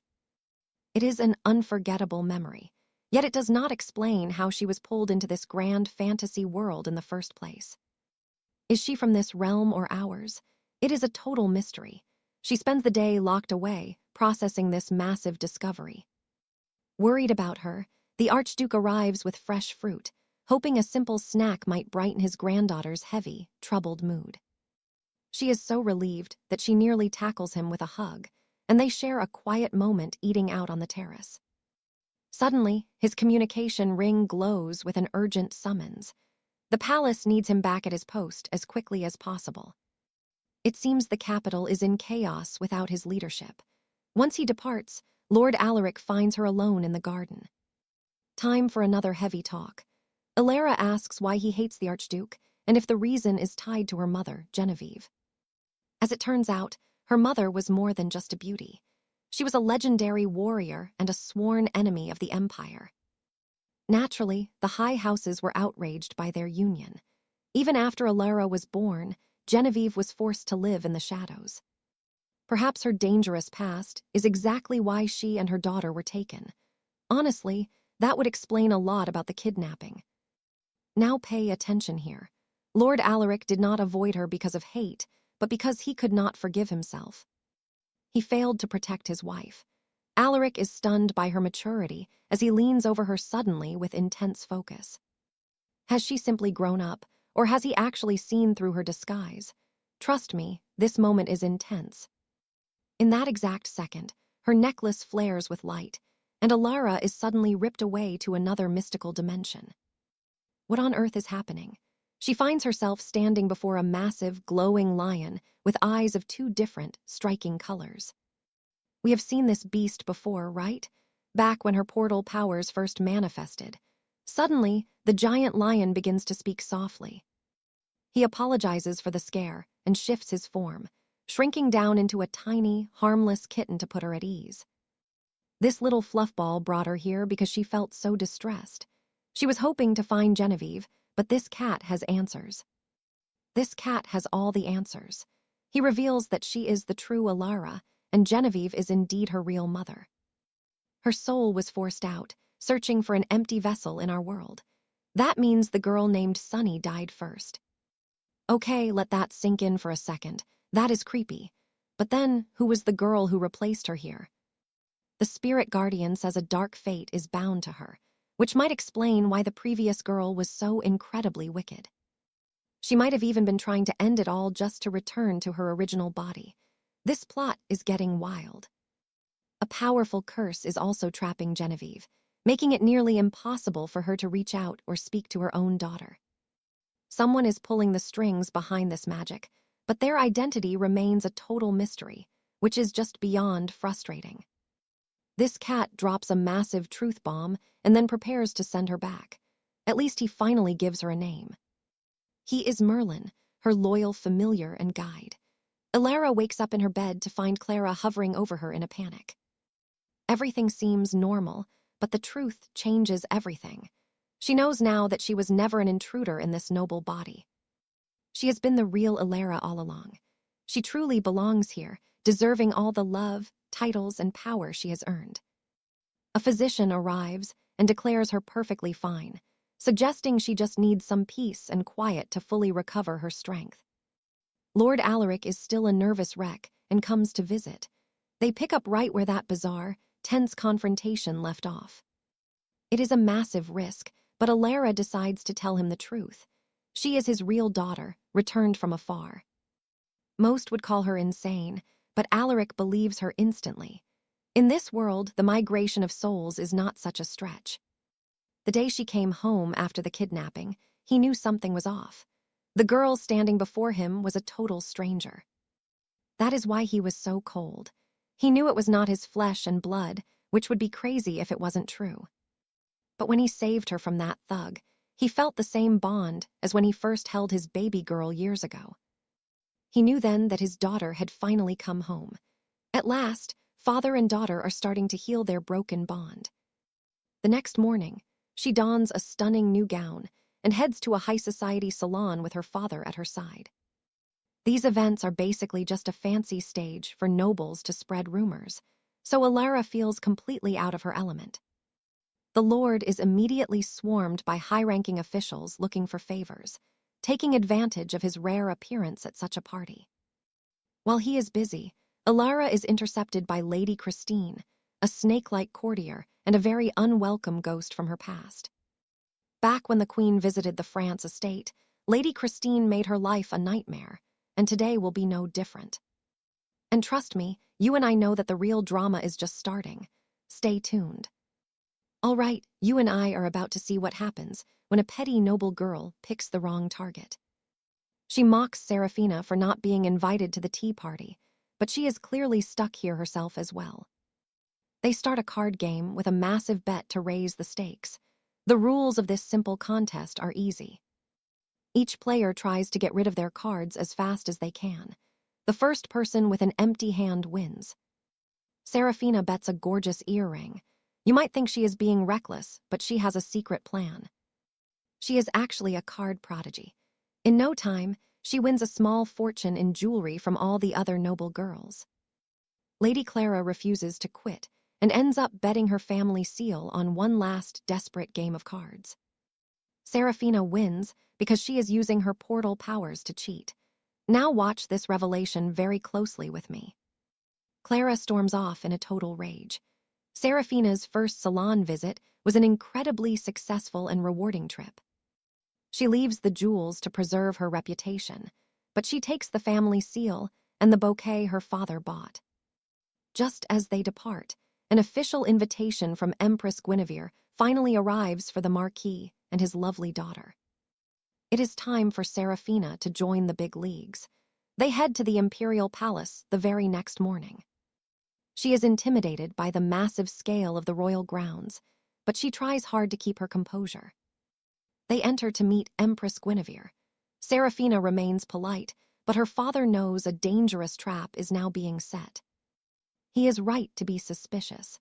The Empress has actually arranged a surprise marriage proposal for him. Arthur is furious and sends his daughter to walk the gardens while he tries to handle the Empress. He suggests Lillian, the daughter of his potential wife, go with her. She acts far too friendly for comfort. Lillian seems desperate to join the family, constantly praising the Marquis and his handsome sons at every turn. Is she targeting the boys? It really looks like she is up to something quite devious here in the palace. Following the palace visit, the Marquis holds a long meeting with his advisors and many prominent family members. Julian and Lancelot are happy to see their sister, but Serafina is not allowed to attend the talk. She takes a shower to relax and finds Lillian getting far too comfortable with her brothers in the room. The girl even asks for space to know them better. I know what you are thinking. Serafina is not leaving this psychopath alone with them. They sit for a very awkward tea together right now. The boys refuse to eat the cake and make a point of being affectionate to Serafina. They are called back to the meeting, but Lillian continues to cross every single line imaginable. She invades Serafina's room and asks if she can take it once she moves into the mansion. Fortunately, Arthur interrupts and bluntly tells Lillian to return home. He is the hero we needed in this scene. But she goes one step too far, asking for the bouquet that Arthur gave his lovely daughter. Serafina finally snaps, which is exactly what Lillian wanted. She tries to act like the poor victim. She wants Serafina to look unreasonable, but the Marquis is far too smart for that petty trick. He calls her family disrespectful and kicks her out of the mansion right then and there immediately. 2 days later, Lady Sterling returns with her daughter to apologize for the girl's rude behavior. They also deliver a royal invitation to a tea party that Serafina technically should not attend yet. The Empress is clearly pushing this marriage. Serafina cannot refuse a direct imperial command like this.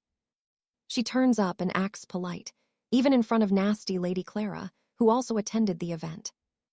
Everything is fine until Lillian arrives wearing the exact same dress as our lead character today.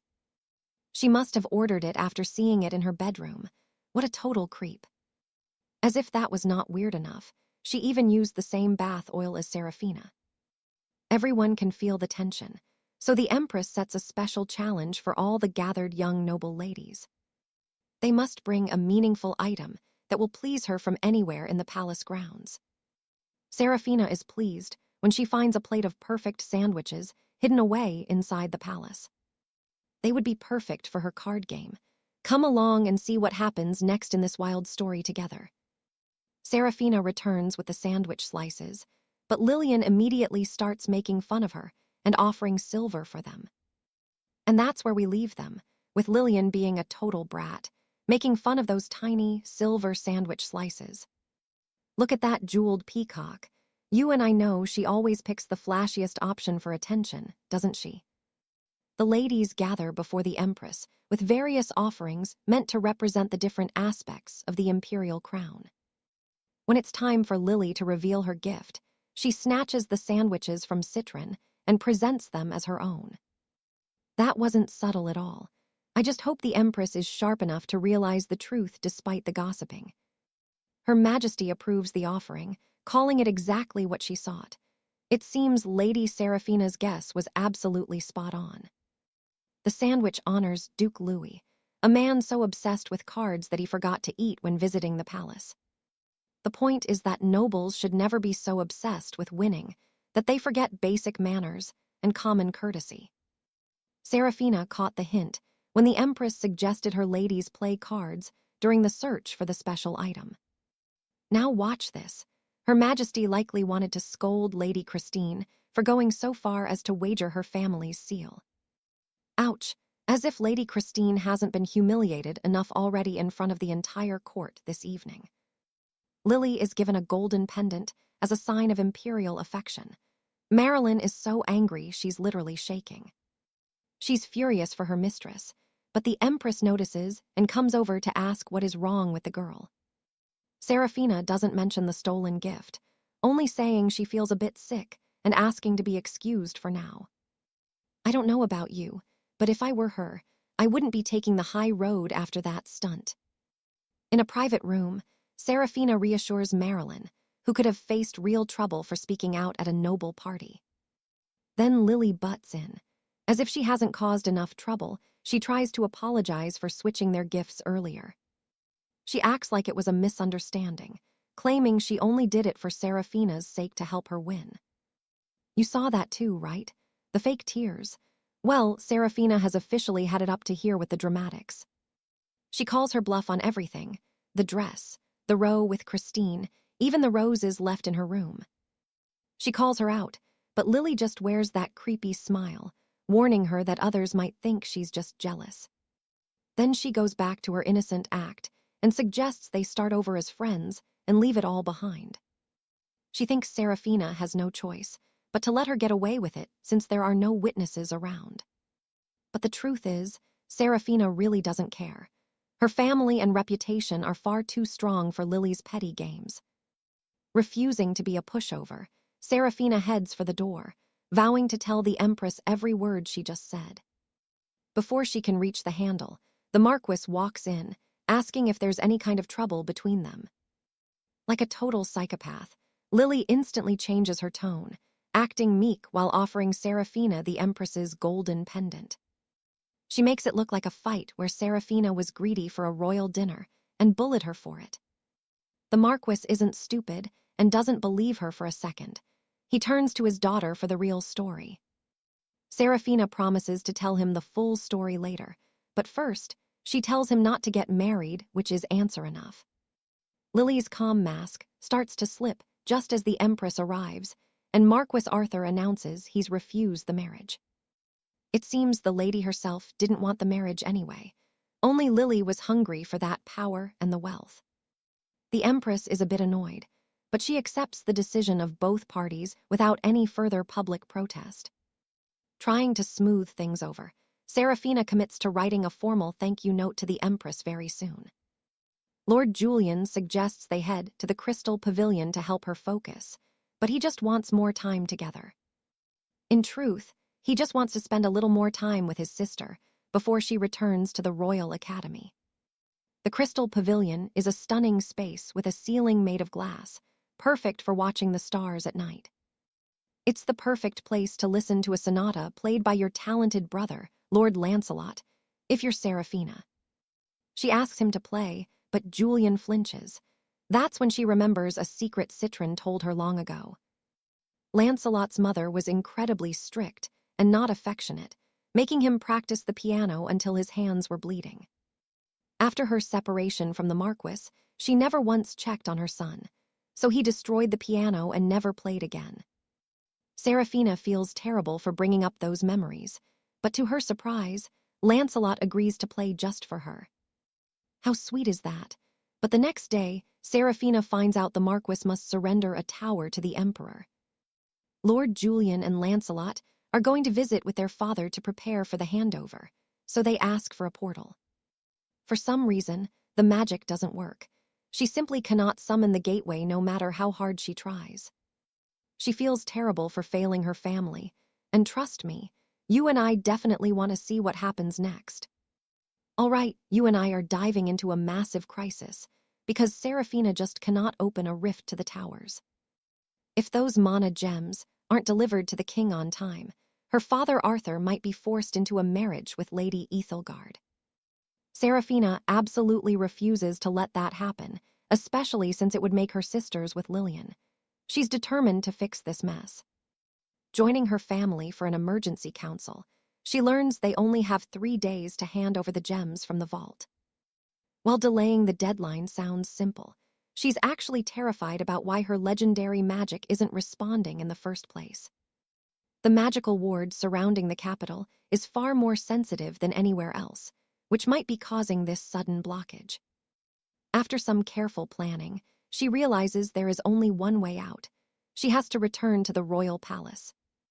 Now here is where it gets clever. She uses the pendant Lillian dropped to secure a dinner invite with the queen. The queen accepts her request, and soon enough, Seraphina and her father are preparing for the most stressful meal of their lives. They've rehearsed their lies perfectly, but Seraphina is still shaking because she's about to face the king for the very first time. King Octavian of House Carleton is known for being a truly terrifying man, but thankfully, he shares a resemblance with Prince Dominic. That family connection makes him slightly less scary as they sit down for an incredibly lavish banquet with the other nobles. Among the guests is the king's favorite, Lady 𝑭𝒂𝒎𝒊𝒍𝒚, who fortunately still has a very soft spot for our girl Seraphina. Rosemary is great at steering the conversation away from the broken rift, but the awkward dinner doesn't actually last very long. Just minutes into the meal, an attendant bursts inside with a frantic announcement. The Queen Mother has collapsed once again. It is tragic news, but the timing is honestly perfect. While the royals are distracted, Seraphina can finally sneak away. She slips into the gardens to attempt opening a rift from inside the palace walls, hoping the location change might work. But wait, you and I won't believe what she finds hidden in the bushes. It's a scandalous scene with a prince. Seriously, who does this in broad daylight? Could this guy not even wait to find a private bedroom like a normal person? As you might have guessed, this shameless man is actually one of the princes, and his name is Michael. Prince Michael is supposed to be marrying Lady 𝒂𝒑𝒆𝒊𝒍𝒚 soon. Someone should probably tell her what her fiancé is up to. To Seraphina's absolute horror, he walks right over to introduce himself while sporting a massive lipstick stain on his cheek. He just wipes it off casually and suggests they head back to the party together like nothing even happened. Talk about no shame. Seraphina can't really say no to Prince, so she's about to take his hand when Dominic suddenly appears out of nowhere. And wow, he looks absolutely furious. Michael tries to keep her close, but the crown prince is definitely not having it. He grabs Seraphina's hand and pulls her away from his chaotic brother, who doesn't even seem bothered by Dominic's terrifying glare. While those two are having tea, the Queen Mother is suffering through another one of her tragic mental episodes. She can barely recognize her own family and thinks the king is a murderer. It's confusing and honestly pretty heartbreaking. Strangely, the only person she remembers fondly is Arthur. She keeps asking to see his daughter, thinking she's still a tiny child. Since her mind is so fragile, nobody dares to correct her. Dominic leads Seraphina to the door but strictly refuses to enter himself. Apparently, the Queen Mother won't welcome him, so Seraphina has to go in alone to meet the legendary former ruler. The old queen is surprisingly affectionate towards Seraphina, despite the fact that they've never actually met before today. It turns out she was the one who actually chose Seraphina's name, but the sweet moment is cut short by an accident. The poor lady has an accident, and as everyone panics, Seraphina sees the deep shame in the Queen Mother's eyes. She gently comforts the old woman and suggests they go wash up together, leaving the gathered nobles absolutely stunned. The Queen Mother never listens to anyone this calmly, yet she's perfectly behaved for Seraphina. The king is beyond grateful. He asks her to stay at the palace to care for his mother. Here we go again, another job for our protagonist. From a royal chef to a royal nanny. Seriously, someone needs to give this girl a break already. The king just wants a few days of help training the maids. In return, he offers her a rare royal medal. Wearing it means every servant must treat her like royalty. This special status is exactly what she needs right now. This will make it much easier to delay the gem delivery and buy time to practice her rift magic in secret. So she basically has to accept the deal. The next morning, she's up early to visit the Queen Mother's chambers. Her first big hurdle. The old lady is refusing to eat anything, claiming the food doesn't taste good at all. Even though it's prepared by royal chefs, the Queen Mother is trapped in her memories and wants something more nostalgic. And trust me, you and I are going to see exactly how Seraphina handles this royal challenge next time. After a brief moment of reminiscing, she suddenly hurls a tray at her maids, accusing them of spying for King Alaric. Alaric is the current king, but she always had a soft spot for her son, Duke Arthur, the king's brother. Arthur actually tried to betray his own blood and was executed for treason, leaving Queen Mother Beatrice completely devastated. Any mother would be broken by such a loss, and following the tragedy, she was stripped of her status and power. Her sanity began to unravel after that. Beatrice also keeps muttering about someone named Josephine in her hazy memories. That happens to be Seraphina's own grandmother. She reaches out to Lord Harrington to ask what the two once ate together. Unfortunately, the old man is completely useless. His memory is fading fast, and he cannot recall a single detail for her. Even the Marquis provides no assistance, so it looks like Seraphina is tackling this royal mystery all on her own. Over the next few days, Beatrice begins mistaking Seraphina for Josephine and whispers about a secret she refuses to reveal. When the king visits, he asks if she has mentioned it and offers Seraphina any reward if she can uncover it. Trust me, that is a massive red flag. What secret is so dark that a mother hides it from her son? Between all this intrigue and nursing the Queen Mother, Seraphina has zero time to locate the hidden portal she needs. Thankfully, Prince Sebastian appears to cheer her up, bringing a rare honeyed tart only served to the most prestigious guests. Seraphina is expected home for lunch, but she cannot resist the temptation of such a legendary and famous royal dish. This girl truly lives for a good meal. They sit down to feast together, accompanied by a chilled glass of wine. Sebastian even gifts her another larger pastry to share with her family, hoping it makes up for her long absence. Is it the wine, or is she blushing just a little bit because of the prince's charming personality? Being a true gentleman, Sebastian escorts her back to the Sterling Manor. When their eyes lock, her heart stops. It skips a dozen beats. She worries about him riding back to the palace alone while the roads are dark. Now, don't forget who we are dealing with. The prince made his fierce reputation on the battlefield. Suddenly, the carriage swerves as a small deer darts into the path. No one is hurt, but fate intervened. Seraphina turns crimson and starts stammering an apology, but Sebastian remains perfectly composed and perhaps even a bit flirtatious. He is still grinning when the Sterling men appear at the gates, with three of the most terrifying glares imaginable. They look ready to strike the prince when he takes her hand and promises to see her again very soon. Sebastian takes her hand and promises to escort her again. That boy is lucky he is the crown prince. Otherwise, he would be in trouble. Back at home, her brothers start complaining about the prince's arrogant attitude. Seraphina ignores the noise and focuses on work, still trying to crack the code of Josephine's secret picnic recipe. By a stroke of luck, her brother Gilbert provides the answer while reminiscing about their grandmother's use of sharp vinegar. Seraphina rushes to the kitchen to experiment and successfully recreates the signature savory rice cakes from the Southern Territories. It is the ideal picnic snack with a distinct, tangy flavor that would trigger anyone's memories. The Sterling kitchen staff worked through the night to help her, so she rewards them with a 3-day holiday. The following morning, she returns to the palace and finds the Queen Mother has actually ventured out into the gardens. The old woman is screaming at her son, calling the king a monster for the cold execution of her Arthur. Seraphina rushes over to soothe her, offering the nostalgic snack to calm her nerves. For once, the Queen Mother eats. Watch closely. She actually recognizes Seraphina instead of calling her Josephine. I would call that a total success. She seems to fully recover her senses for a brief time, which leaves Seraphina feeling a little bit alarmed. However, the Queen Mother stops her. She offers to reveal the very secret that the king has been so desperate to know. She gives Seraphina permission to use the truth for her own good, explaining a long-held promise she made to Josephine. Sadly, because of the tragedy involving her son, she was never able to fulfill her oath to protect little Seraphina. But now, she is determined to do whatever it takes to make amends for her past failures. She whispers the secret. Judging by Seraphina's stunned expression, this is going to be a very big deal for everyone. So what do you and I think?